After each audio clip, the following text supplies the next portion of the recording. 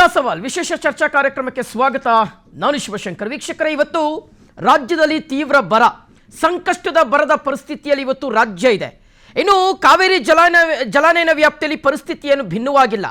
ಪ್ರತಿ ಸಲವೂ ವರುಣ ಕೃಪೆ ತೋರಿಸ್ತಾ ಇದೆ. ಆದರೆ ಈ ಸಲ ಕಾವೇರಿ ಜಲಾನಯನ ವ್ಯಾಪ್ತಿ ಅಕ್ಷರಶಃ ಬರದಾಗಿರ್ತಕ್ಕಂಥದ್ದು. ಎಲ್ಲ 4 ಜಲಾಶಯಗಳು ಸಹ ನೀರಿಲ್ಲದೆ ರೈತರು ಪರದಾಡುವಂಥ ಒಂದು ಪರಿಸ್ಥಿತಿ ನಿರ್ಮಾಣವಾಗಿದೆ. ಇದೆಲ್ಲದರ ನಡುವೆ ಯಥಾ ಪ್ರಕಾರ ನಮ್ಮ ನೆರೆಯ ರಾಜ್ಯ ತಮಿಳುನಾಡಿನ ಕಿರಿಕಿರಿ, ನೀರು ಬಿಡಿ ನೀರು ಬಿಡಿ ನೀರು ಬಿಡಿ ಅಂತ ಅವರು ಜಗಳ ಮಾಡ್ತಾ ಇದ್ದಾರೆ. ಒಂದು ಕಡೆ ಕರ್ನಾಟಕದ ಪರಿಸ್ಥಿತಿ ಅವರಿಗೆ ಗೊತ್ತಿದೆಯೋ ಗೊತ್ತಿಲ್ವೋ ದೇವರಾಣಿಗೂ ಗೊತ್ತಿಲ್ಲ. ಆದರೆ ಗೊತ್ತಿದ್ದು ಈ ರೀತಿಯಾಗಿ ಮಾಡ್ತಾ ಇದ್ದಾರಾ ಅನ್ನುವಂಥದ್ದು ಈಗಿರ್ತಕ್ಕಂಥ ದೊಡ್ಡ ಯಕ್ಷ ಪ್ರಶ್ನೆ.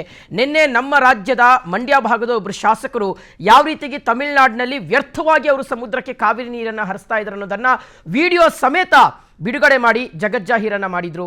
ಆದಾಗ್ಯೂ ಸಹ ತಮಿಳುನಾಡು ಸರಿಯಾಗಿ ವರ್ತನೆ ಮಾಡದೇ ಇರತಕ್ಕಂಥ ಪರಿಸ್ಥಿತಿ ಮತ್ತು ಕರ್ನಾಟಕದ ಸಿಚುವೇಶನನ್ನು ಅರ್ಥ ಮಾಡಿಕೊಳ್ಳದ ಪರಿಸ್ಥಿತಿಯಲ್ಲಿ ಇವತ್ತು ನಾವಿರ್ತಕ್ಕಂಥದ್ದು. ಹಾಗಾಗಿ ಇವತ್ತು ಇಡೀ ರಾಜ್ಯ ಮತ್ತು ಕಾವೇರಿ ಕೊಳ್ಳದ ಭಾಗದ ರೈತರು ಕಣ್ಣೀರನ್ನು ಸುರಿಸ್ತಾ ಇದ್ದಾರೆ.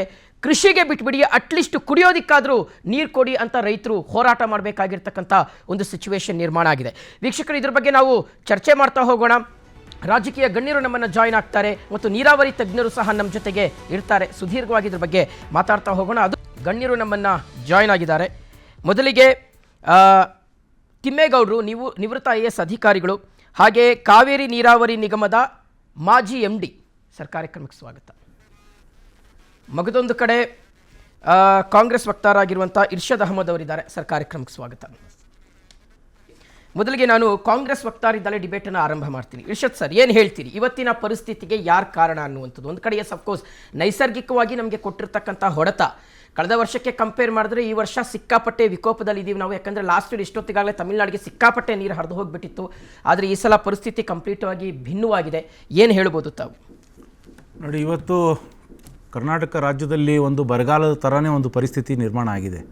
ಇವತ್ತು ನಿನ್ನೆ ಏನು CWRC ಅವರು ಏನೋ ಒಂದು ನಿರ್ಣಯವನ್ನು ಮಾಡಿದರು. 3500 ಕ್ಯೂಸೆಕ್ ನೀರನ್ನು ತಮಿಳುನಾಡಿಗೆ 15 ದಿನಗಳ ಕಾಲ, ಅಂದರೆ ಅದು 4 TMC ಅಷ್ಟು ನೀರನ್ನು ಅವರು ಬಿಡಲೇಬೇಕು ಅಂತ ಹೇಳಿ ಇವತ್ತು ಅವರೊಂದು ನಿರ್ಣಯವನ್ನು ಕೈಗೊಂಡಿರ್ತದೆ. ಸೊ ಆ ನಿರ್ಣಯ ಯಾವ ಸಂದರ್ಭದಲ್ಲಿ ಬಂದಿದೆ ಅನ್ನೋದನ್ನು ನಾವು ನೋಡಬೇಕಾಗ್ತದೆ. ಯಾಕೆಂದರೆ ಇವತ್ತು ಮೈಸೂರು, ಹಳೆ ಮೈಸೂರು ಭಾಗದಲ್ಲಿರ್ಬೋದು, ಬೆಂಗಳೂರಲ್ಲಿರ್ಬೋದು ಕುಡಿಯುವ ನೀರಿನ ಒಂದು ತತ್ವಾರ ಇದೆ, ಒಂದು ಸಮಸ್ಯೆ ಇದೆ. ಅಂಥ ಸಂದರ್ಭದಲ್ಲಿ ಇದು ಬಂದಿದೆ, ಇದು ತೀರ್ಪು ಬಂದಿದೆ.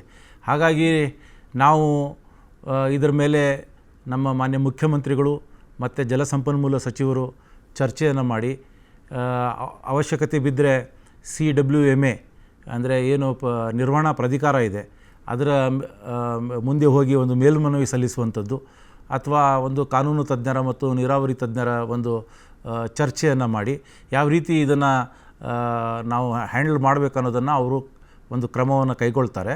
ಅದರ ಜೊತೆಯಲ್ಲಿ ಈ ರೈತರ ಹಿತಾಸಕ್ತಿ ಆಗಿರ್ಬೋದು, ಅಥವಾ ಈ ರಾಜ್ಯದ ಹಿತಾಸಕ್ತಿ ಆಗಿರ್ಬೋದು, ಅಥವಾ ಈ ರಾಜ್ಯದ ನೆಲ ಜಲ ಭಾಷೆ ಸಂದರ್ಭದಲ್ಲಿ ಯಾವತ್ತೂ ಕಾಂಗ್ರೆಸ್ ಪಕ್ಷ ರಾಜಿ ಮಾಡ್ಕೊಂಡಿಲ್ಲ. ಆದಾಗ್ಯೂ ನೀರು ಬಿಟ್ಟಿದ್ದೀರಾ ಅಂತ ಅಲ್ಲ, ಸಾಧ್ಯ ವ್ಯಾಪಕ ವಿರೋಧ ಇದ್ರೂ ನಿನ್ನೆಯಿಂದ ಕಬಿನಿ ಡ್ಯಾಮಿಂದ ನೀರು ಅದು ಇವತ್ತು ಅದು ಬಿಟ್ಟಿದೆಯೋ ಇಲ್ಲೋ ಅನ್ನೋದು ಇವತ್ತಿನವರೆಗೆ ನನಗೆ ಮಾಹಿತಿ ಇಲ್ಲ. ಸೊ ಹಾಗಾಗಿ ಆ ಥರ ಬಿಡೋದಕ್ಕೆ ಚಾನ್ಸೇ ಇಲ್ಲ ಅಂತ ನನ್ನ ಒಂದು ಅನಿಸಿಕೆ. ಯಾಕೆಂದರೆ ಮಾನ್ಯ ಮುಖ್ಯಮಂತ್ರಿಗಳು ಮತ್ತು ಜಲಸಂಪನ್ಮೂಲ ಸಚಿವರು ಮಾನ್ಯ ರಾಮಲಿಂಗಾರೆಡ್ಡಿ ಅವರು ನಿನ್ನೆ ಸ್ಪಷ್ಟವಾಗಿ ಹೇಳಿದ್ದಾರೆ, ನಾವು ಮುಖ್ಯಮಂತ್ರಿಗಳ ಜೊತೆ ಚರ್ಚೆ ಮಾಡಿ ಒಂದು ನಿರ್ಣಯವನ್ನು ಕೈಗೊಳ್ತೀವಿ. ಆಮೇಲೆ ಅವಶ್ಯಕತೆ ಬಿದ್ದರೆ CWMA ಮುಂದೆನೂ ಹೋಗ್ತೀವಿ, ಮೇಲ್ಮನವಿ ಸಲ್ಲಿಸ್ತೀವಿ. ಈಗಾಗಲೇ ನಮ್ಮ ಅಧಿಕಾರಿಗಳು ಭಾಳ ಸಮರ್ಥವಾಗಿ ವಾದವನ್ನು ಮಂಡನೆ ಮಾಡಿದ್ರೂ ಯಾಕೆ ಈ ಥರ ಪರಿಸ್ಥಿತಿ ಬಂತು ಅನ್ನೋದನ್ನ ಬಗ್ಗೆ ಅವರು ಚರ್ಚೆ ಮಾಡಿ. ಆಮೇಲೆ DK ಶಿವಕುಮಾರ್ ಅವರಿಗೆ ಮೊದಲೇ ಗೊತ್ತಿತ್ತು, ಅವರು ಎಕ್ಸ್ಪೆಕ್ಟ್ ಮಾಡಿದ್ರು ಈ ವಿರೋಧ ಅಂದರೆ ಮೇಕೆದಾಟು ವಿಚಾರ ಖಂಡಿತವಾಗ್ಲೂ ತಮಿಳುನಾಡು ಕಡೆಯಿಂದ ವಿರೋಧ ವ್ಯಕ್ತವಾಗುತ್ತೆ ಅಂತ ಗೊತ್ತಿದ್ದು ಕೂಡ ಅದನ್ನು ಅವರು ರಾಜಕೀಯವಾಗಿ ಬಳಸ್ಕೊಂಡಿದ್ದಾರೆ ಪಾದಯಾತ್ರೆ ಮಾಡೋದರ ಮೂಲಕ. ನೀವು ನಿಜಕ್ಕೂ ಅದನ್ನು ಆ ಸಮಸ್ಯೆನ ಇತ್ಯರ್ಥ ಮಾಡಬೇಕು ಅನ್ನೋದೇ ಹೌದಾಗಿದ್ದಿದ್ರೆ ನೀವು ತಮಿಳುನಾಡಿನ ಕಾಂಗ್ರೆಸ್ ನಾಯಕರ ಜೊತೆಗೆ ಮಾತನಾಡಬಹುದಾಗಿತ್ತು. ಅವ್ರು ಮನವೊಲಿಸೋ ಪ್ರಯತ್ನವನ್ನು ಮಾಡ್ತಾ ಇದ್ರು ವಿಜಯ್ ಅವರಿಗೆ. ಅಲ್ಲ, ಮಾನ್ಯ ಮುಖ್ಯಮಂತ್ರಿಗಳು ಒಂದು ಏನು ಬದ್ಧತೆ ಇದೆ ಮೇಕೆದಾಟು ಯೋಜನೆ ಬಗ್ಗೆ, ಅದು ಎಲ್ಲರಿಗೂ ಕರ್ನಾಟಕ ರಾಜ್ಯದ ಜನತೆಗೆ ಗೊತ್ತಿದೆ. ಅವರು ಯಾವ ರೀತಿ ಆ ಯೋಜನೆಗೋಸ್ಕರ ಅವರು ಪಾದಯಾತ್ರೆ ಮಾಡಿದರು. ಆಮೇಲೆ ಕಳೆದ 3 ವರ್ಷದಿಂದ ಅವರು ಯಾವ ರೀತಿಯ ಕೇಂದ್ರದ ಜೊತೆಯಲ್ಲಿ ನಿರಂತರವಾಗಿ ಸಂಪರ್ಕದಲ್ಲಿ ಬಂದು ಹೋರಾಟವನ್ನು ಮಾಡ್ತಾ ಇದ್ದಾರೆ. ಸೊ ಕೇಂದ್ರದವರು ಅದು ಕ್ಲಿಯರೆನ್ಸ್ ಕೊಡದೇ ಇರೋದ್ರಿಂದ ಅಲ್ಲಿ ಒಂದು ಮಿಸ್ಲಿನಿಯಸ್ ಅಪ್ಲಿಕೇಶನ್ನು ಅಪೋಸಿಟ್ ಪಾರ್ಟಿಯವರು ಹಾಕಿದ್ರಿಂದ ಒಂದು ಸಮಸ್ಯೆ ಆಯಿತು. ಅದು ಈಗ ಇತ್ಯರ್ಥ ಆಗಿದೆ. ನಾವು DPR ಈಗಾಗಲೇ ಸಬ್ಮಿಟ್ ಮಾಡಿದ್ವಿ. ಸೊ ಭಾಳ ಬೇಗ ಆ ಯೋಜನೆ ಜಾರಿಗೆ ಬರುತ್ತೆ. ಹಾಗಾಗಿ ಮಾನ್ಯ ಮುಖ್ಯಮಂತ್ರಿಗಳ ಒಂದು ಬದ್ಧತೆ ಆ ಯೋಜನೆ ಬಗ್ಗೆ ಪ್ರಶ್ನಾತೀತವಾಗಿದೆ.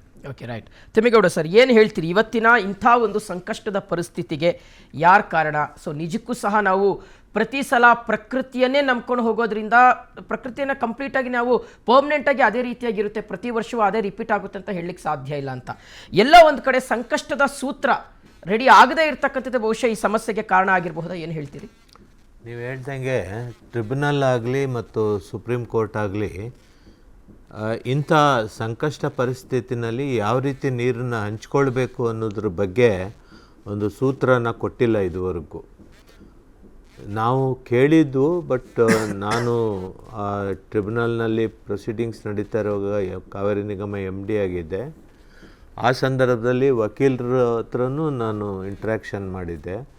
ಬಟ್ ಒಂದೇನು ಅಂತಂದರೆ, ಇವತ್ತಿನ ಪರಿಸ್ಥಿತಿ ಏನು, ಏಕಾಏಕಿ 3500 ಕ್ಯೂಸೆಕ್ಸ್ನ ನೀರು ಬಿಡಬೇಕು ಅಂತ CWRC ಡಿಸೈಡ್ ಮಾಡಿದೆ. ಅದ್ರ ಮೇಲೆ ಅಪೀಲ್ ಹೋಗೋದಕ್ಕೆ ಚಾನ್ಸಸ್ ಇದೆ. ಈಗ ನಮ್ಮ ಮುಖ್ಯಮಂತ್ರಿಗಳು ದೆಹಲಿಯಲ್ಲಿ ತಜ್ಞರನ್ನ ಮತ್ತು ವಕೀಲರನ್ನ ಸಭೆ ಕರೆದು ಚರ್ಚೆ ಮಾಡ್ತಾಯಿದ್ದಾರೆ. ಆ ಚರ್ಚೆ ಮುಖಾಂತರ ಮುಂದೆ ಏನು ಕಾನೂನು ಕ್ರಮ ತೆಗೆದುಕೊಳ್ಬೇಕು ಅನ್ನೋದ್ರ ಬಗ್ಗೆ ನಮ್ಮ ಸರ್ಕಾರ, ರಾಜ್ಯ ಸರ್ಕಾರ ಖಂಡಿತ ತಕ್ಷಣ ನಿರ್ಧಾರ ತೆಗೆದುಕೊಳ್ತದೆ. ನಮ್ಮ ಮುಖ್ಯಮಂತ್ರಿಗಳು ಸುಮ್ಮನೆ ಕೂರುವುದಿಲ್ಲ. ಈ ವಿಚಾರ ಪೂರ್ಣವಾಗಿ ಅವ್ರಿಗೆ ಗೊತ್ತಿದೆ.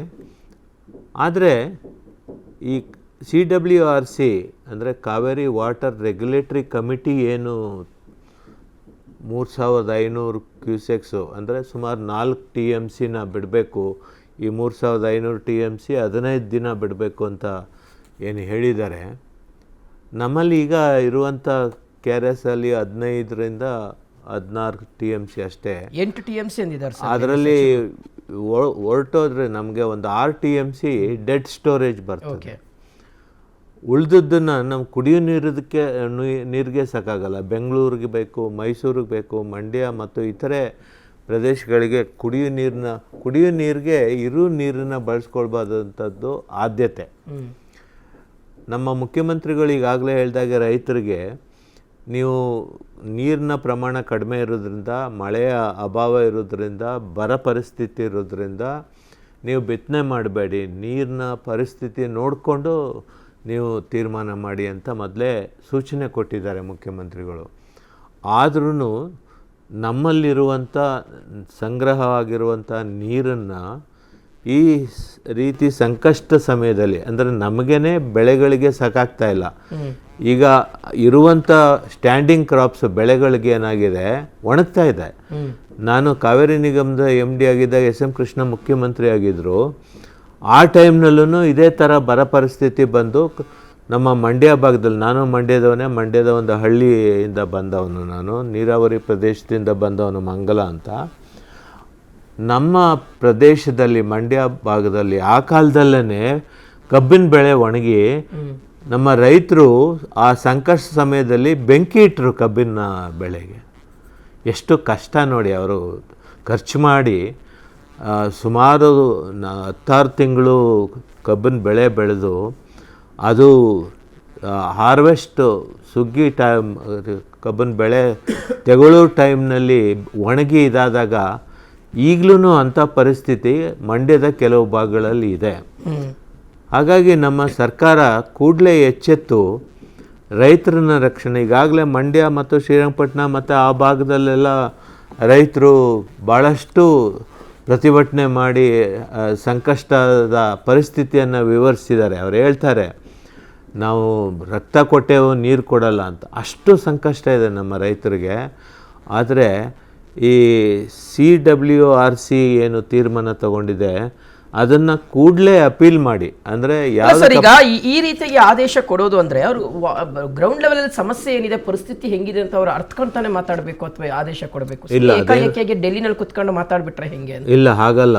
ನಮ್ಮ ಅಧಿಕಾರಿಗಳು, ತಜ್ಞರು ಅವ್ರಿಗೆ ಮೀಟಿಂಗ್ ಆಗಿದೆ, Kaveri water management authority meeting ಆಗಿದೆ. ಅಥಾರಿಟಿ ಆದಮೇಲೆ ಈ CWRC ಏನಿದೆಯಲ್ಲ, ಅಥಾರಿಟಿ ಡಿಸಿಷನ್ ಇವ್ರು ಫಾಲೋ ಮಾಡೋದು. ಇವರು ಇಂಡಿಪೆಂಡೆಂಟ್ ಡಿಸಿಷನ್ ತಗೊಳಕ್ಕಾಗಲ್ಲ. ಅಂದ್ರೆ ಕರ್ನಾಟಕದಿಂದ ಪ್ರತಿನಿಧಿಸ್ತಾ ಇರ್ತಕ್ಕಂಥ ಅಧಿಕಾರಿಗಳು ಫೇಲಿಯರ್ ಆಗ್ತಾ ಇದ್ದಾರೆ. ಹಾಗಿಲ್ಲ, ನಾವು ನೀಡಿರುವಂತ ಅಂಕಿಅಂಶಗಳನ್ನ CWRA ಅಂದ್ರೆ ಕಾವೇರಿ ವಾಟರ್ ಅಥಾರಿಟಿ ಒಪ್ಕೊಂಡಿಲ್ಲ. ಅವರು ಸೂಕ್ತ ಆದೇಶ ಕೊಟ್ಟಿದ್ದಾರೆ ರೆಗ್ಯುಲೇಟರಿ ಕಮಿಟಿಗೆ ಇಂಡಿಪೆಂಡೆಂಟ್ ಡಿಸಿಷನ್ ತಗೊಳಕ್ ಬರೋದಿಲ್ಲ. ಅವ್ರೇನಿದ್ರು ಅಥಾರಿಟಿ ಏನ್ ಹೇಳುತ್ತೆ ಅದರ ಪ್ರಕಾರ ಅನುಸರಣೆ ಮಾಡುವಂತ. ಹಾಗಾದ್ರೆ ಈಗ ನಾವು ಮೇಲ್ಮನವಿ ಅಥಾರಿಟಿಗೆ ಹೋಗ್ಬೇಕಾ ಅಥವಾ ಡೈರೆಕ್ಟ್ ಕೋರ್ಟ್ಗೆ ಹೋಗ್ಬೇಕಾ? ಡೈರೆಕ್ಟ್ ಆಗಿ ಕೋರ್ಟ್ಗೆ ಹೋಗೋದಕ್ಕೆ ಅದನ್ನೇ ತಜ್ಞರು ಈಗ ಮುಖ್ಯಮಂತ್ರಿಗಳು ಮತ್ತು ನಮ್ಮ ಸಚಿವರಾದ ರಾಮಲಿಂಗಾರೆಡ್ಡಿ ಅವರು ವಿಚಾರವಾಗಿ ಬಹಳ ಗಂಭೀರವಾಗಿ ಚರ್ಚೆ ಮಾಡ್ತಾ ಇದ್ದಾರೆ. 2 ಆಪ್ಷನ್ ಇದೆ. ಒಂದು, ನಾವು ಅಥಾರಿಟಿ ಮುಂದೆ ಅಪೀಲ್ ಹಾಕೋದಕ್ಕೆ ಅವಕಾಶ ಇದೆ, ಅವ್ರ ಡಿಸಿಷನ್ನ ರಿವ್ಯೂ ಮಾಡಿ ಅಂತ ಹೇಳಲಿಕ್ಕೂ ಅವಕಾಶ ಇದೆ. ಆಲ್ಟರ್ನೇಟಿವ್ಲಿ ಕೋರ್ಟ್ಗೆ ಹೋಗೋದಕ್ಕೂ ಅವಕಾಶ ಇದೆ. ಆದರೆ ಕೋರ್ಟ್ಗೆ ಹೋದಿದ್ರೆ ತಕ್ಷಣ ಪರಿಹಾರ ಸಿಗಲ್ಲ. ಬಹುಶಃ ನನಗನ್ಸುತ್ತೆ ಈಗ ಮಾನ್ಯ ಮುಖ್ಯಮಂತ್ರಿಗಳು ಕರ್ನಾಟಕ ಮತ್ತು ತಮಿಳುನಾಡು ಮುಖ್ಯಮಂತ್ರಿಗಳು 3ನೇ ತಾರೀಕು ಏನು ಭೇಟಿ ಮಾಡ್ತಿದ್ದಾರೆ, ಅವರು ಒಂದು ಒಳ್ಳೆಯ ಅಂಡರ್ಸ್ಟ್ಯಾಂಡಿಂಗ್ನಲ್ಲಿ ಬಂದು ಇರೋ ನೀರನ್ನು ಸರಿಯಾದ ರೀತಿಯಲ್ಲಿ ಇಬ್ಬರಿಗೂ ಸಂಕಷ್ಟ ಪರಿಹಾರಕ್ಕೆ ಹಂಚ್ಕೊಳ್ಳೋದು ಸಾಧ್ಯ ಅನ್ನುವಂಥ ಒಂದು ಸೂತ್ರಕ್ಕೆ ಬಂದರೆ ಖಂಡಿತ ಇದು ಉಪಯುಕ್ತ ಆಗುತ್ತೆ. ಬಟ್ ನನಗೆ ಅನುಮಾನ ಇದೆ. ಓಕೆ, ರೈಟ್, ಮಾತಾಡ್ತೀನಿ ಸರ್. ಈಗ ನೀರಾವರಿ ತಜ್ಞರಾಗಿರುವಂಥ ವಿಜಯ್ ರಾವ್ ಅವರು ಇದ್ದಾರೆ. ಸರ್ ನಮಸ್ಕಾರ, ಶಿವಶಂಕರ್ ಮಾತಾಡ್ತಾ ಇದ್ದೀನಿ.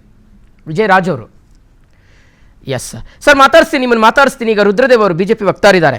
ಸರ್ ಏನು ಹೇಳ್ತೀರಿ? ಯಾವುದೇ ಪಕ್ಷ ಅಧಿಕಾರಕ್ಕೆ ಬಂದರೂ ಕೂಡ ಅದು ಸೆಂಟ್ರಲ್ ಆಗಿರ್ಬೋದು, ಸ್ಟೇಟಲ್ಲಿ ಆಗಿರಬಹುದು, ಈ ಸಮಸ್ಯೆಗೆ ಶಾಶ್ವತ ಪರಿಹಾರ ಕಂಡುಕೊಳ್ಳೋದಕ್ಕೆ ಆಗ್ತಾ ಇಲ್ಲ ಅಂತ ಏನು ಹೇಳ್ತೀರಿ BJP ವಕ್ತಾರರಾಗಿ? ಸರ್, ಮೊದಲನೇದಾಗಿ ನಾನು ಹೇಳಕ್ ಬಯಸೋದೇನಂದ್ರೆ, ಈ ರಾಜ್ಯ ಸರ್ಕಾರ ಏನ್ DK ಶಿವಕುಮಾರ್ ಅವ್ರ ಮುಖ್ಯಮಂತ್ರಿ ಆದ್ರು ತದನಂತರ ಇವರು ಏನ್ ಪ್ರತಿಭಟನೆ ನಡೀತು ನರೇಂದ್ರ ಮೋದಿ ಅವ್ರ ಮನೆ ಮುಂದೆ, ಆ ಪ್ರತಿಭಟನೆಯಲ್ಲಿ ಭಾಗವಹಿಸಿ ತಮ್ಮ ಮಂತ್ರಿಮಂಡಲ ವಿಸ್ತರಣೆಗೆ ತಮ್ಮ ಕುರ್ಚಿಯನ್ನ ಉಳಿಸ್ಕೊಳ್ತಕ್ಕಂಥ ಹೋರಾಟದಲ್ಲಿ ರಾಜ್ಯದ ರೈತರ ಹಿತ ಮರೆತಿದ್ದಾರೆ. ನಮ್ಮ ಬರಗಾಲ ಈಗಾಗಲೇ ಪ್ರತಿ ಕ್ಷೇತ್ರಗಳಲ್ಲೂ BJP ಒಂದು ತಂಡ ರಚನೆ ಮಾಡಿ ಪ್ರತಿಯೊಬ್ಬ ರೈತರ ಸಂಕಷ್ಟಗಳೇನಾಗಿದೆ, ಎತ್ತಾಗಿದೆ, ಬೆಳೆ ನಷ್ಟ ಏನು ಅನ್ನತಕ್ಕಂಥ ವಿಚಾರದಲ್ಲಿ ರಾಜ್ಯ ಅಧ್ಯಕ್ಷರು ತಂಡಗಳನ್ನ ರಚನೆ ಮಾಡಿ BJP ಪ್ರತಿ ಬೈಲುಗಳಲ್ಲಿರ್ತಕ್ಕಂಥ ರೈತರನ್ನ ಸಂಪರ್ಕ ಮಾಡ್ತಾ ಇದೆ. ಇಂಥ ಸಂದರ್ಭದಲ್ಲೂ ನಮ್ಮ ರಾಜ್ಯದ ನೀರಾವರಿ ಸಚಿವರಾದಂಥ ರಾಮಲಿಂಗಾರೆಡ್ಡಿ ಅವರಿಗೆ ಈ ಖಾತೆಯಲ್ಲಿ ಆಸಕ್ತಿ ಇರಲಿಲ್ಲ. ಆಸಕ್ತಿ ಇಲ್ಲದೆ ಇರತಕ್ಕಂಥವ್ರಿಗೆ ಮೊಸರಲ್ಲಿ ಕಲ್ಲು ಅಂತ ಹೇಳ್ತಾರೆ, ಅಂತವ್ರಿಗೆ ತಗೊಂಡೋಗಿ ಇಂಥ ಖಾತೆ ಕೊಟ್ಬಿಟ್ಟು ರಾಜ್ಯದ ರೈತರಿಗೆ ವಿಷ ಕೊಡ್ತಕ್ಕಂಥ ಕೆಲಸವನ್ನ ಈ ರಾಜ್ಯ ಸರ್ಕಾರ ಮಾಡ್ತಾ ಇದೆ ಅಂತ ಹೇಳಲಿಕ್ಕೆ ನಾನು ಬಯಸ್ತೇನೆ. ಆಯ್ತು, ಸರ್ ಈಗ BJP ನೀವೇನ್ ಮಾಡಿದೀರಿ? 12 ವರ್ಷ ಆಯ್ತು ಸರ್ ಮೋದಿ ಅವರು ಬಂದು. ಸರ್ ನೋಡಿ ಸರ್, ಈಗ ಸಂಬಂಧಪಟ್ಟ ಕೋರ್ಟ್ ಇವ್ರಿಗೆ ಡಿಕ್ಲೇರ್ ಮಾಡಿ ನಿಮ್ಗೆ ಯಾವುದೇ ತೊಂದರೆ ತಪ್ಪತಗಳಿಲ್ಲ, ಮೇಕೆದಾಟು ಹೆಸರು ಹೇಳ್ಕೊಂಡು ರಾಜಕಾರಣ ಮಾಡ್ಕೊಂಡು ಬಂದಂತ DK ಶಿವಕುಮಾರ್ ಅವರು ಈ ಸಂಬಂಧಪಟ್ಟಂತ ಏನು ಕಾವೇರಿ ನೀರು ನಿಯಂತ್ರಣ ಸಮಿತಿಗೆ ಕೊಡ್ಬೇಕಾದಂತ ನಿಷ್ಕೃತ ವರದಿಗಳನ್ನ ಕೊಟ್ಟು ಈ ತರ ಇದೆ ಅಂತ ಹೇಳಿ ತಂಡನ ಕರ್ಕೊಂಡು ಬಂದು ವಾಸ್ತವತೆಯನ್ನ ಅರ್ಥ ಮಾಡ್ಕೊಡೋದ್ರಲ್ಲಿ ವಿಫಲವಾಗಿದೆ. ಇವತ್ತು ಸರ್ಕಾರ ಇರೋದ್ರ ಬಗ್ಗೆ ಮಾತಾಡ್ತೀವಿ, ಹಿಂದೆ ಹೋಗಿರತಕ್ಕಂಥದ್ರ ಬಗ್ಗೆ ಆಮೇಲೆ ಮಾತಾಡೋಣ.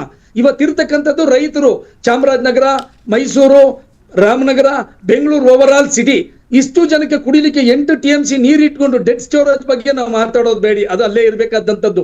8 TMC 4 TMC ನೀರು ಕುಡಿಲಿಕ್ಕೆ ಬೇಕು.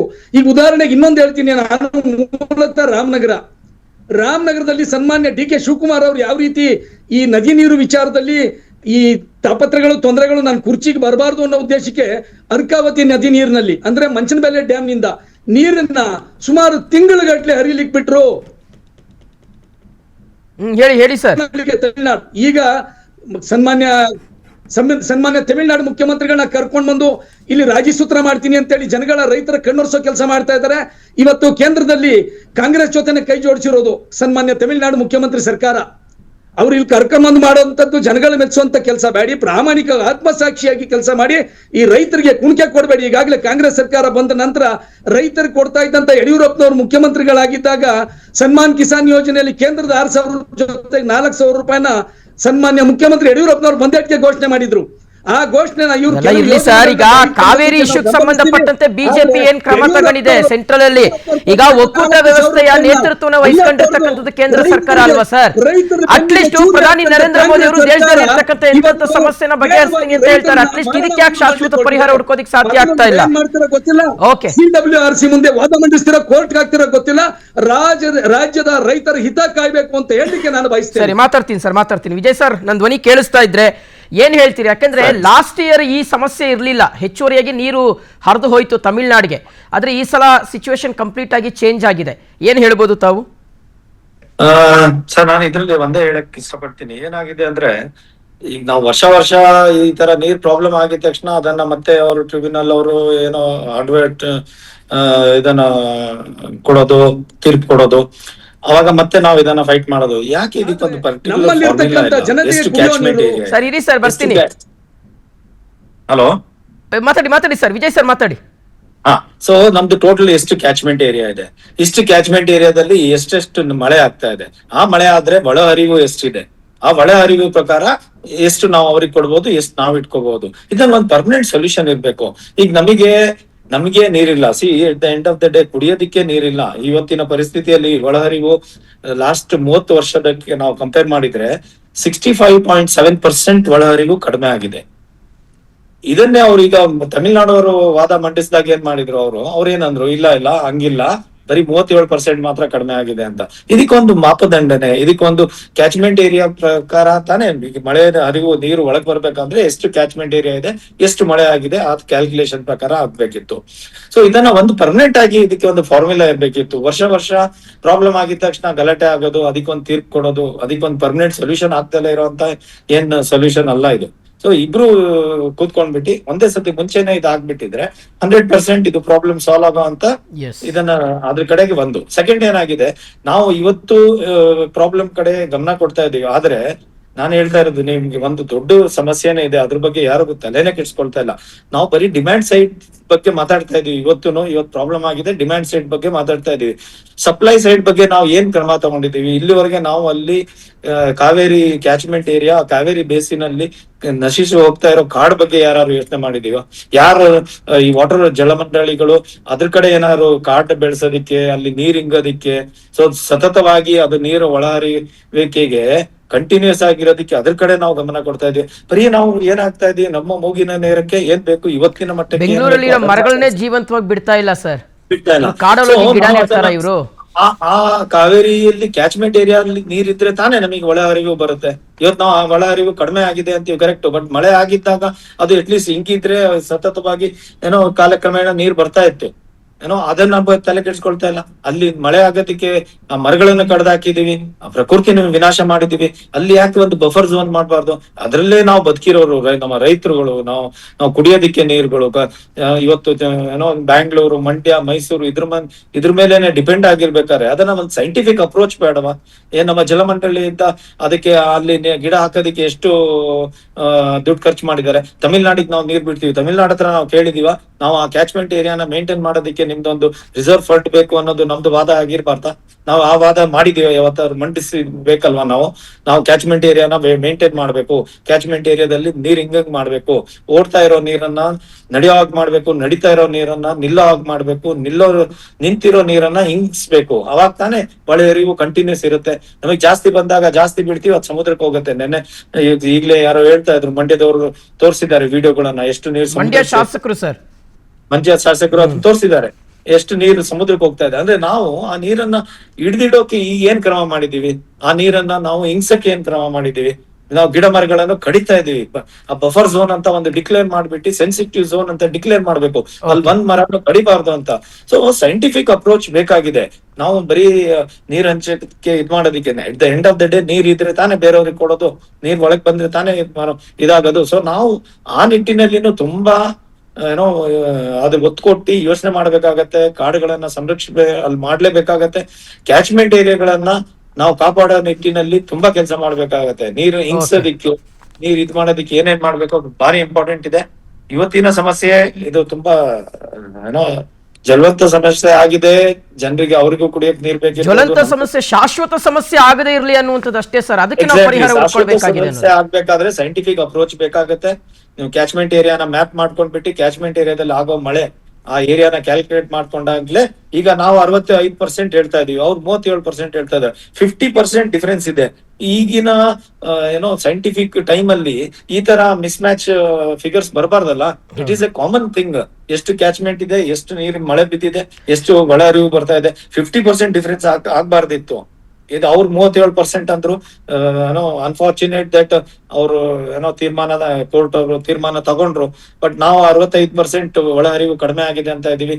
ಈಗಿರೋ ನೀರು ನಾವು ಬರೀ ಕುಡಿಯೋ ನೀರಿಗೆ, ಕರ್ನಾಟಕದಲ್ಲಿ ಕುಡಿಯೋ ನೀರಿಗೆ ನಾವು ಕೊಡಕ್ ಆಗ್ದಲೇ ಇರುವಂತ ಪರಿಸ್ಥಿತಿ ಇದೆ. ಮಾತಾಡ್ತೀನಿ ಸರ್, ವಿಜಯ್ ಸರ್ ಮಾತಾಡ್ತೀನಿ. ಈಗ ತಮಿಳ್ನಾಡು ಈ ರೀತಿಯಾಗಿ ರಾಂಗ್ ಡೇಟಾ ಕೊಡೋದ್ರಲ್ಲಿ ಏನು ಹೊಸ ವಿಚಾರ ಏನಲ್ಲ.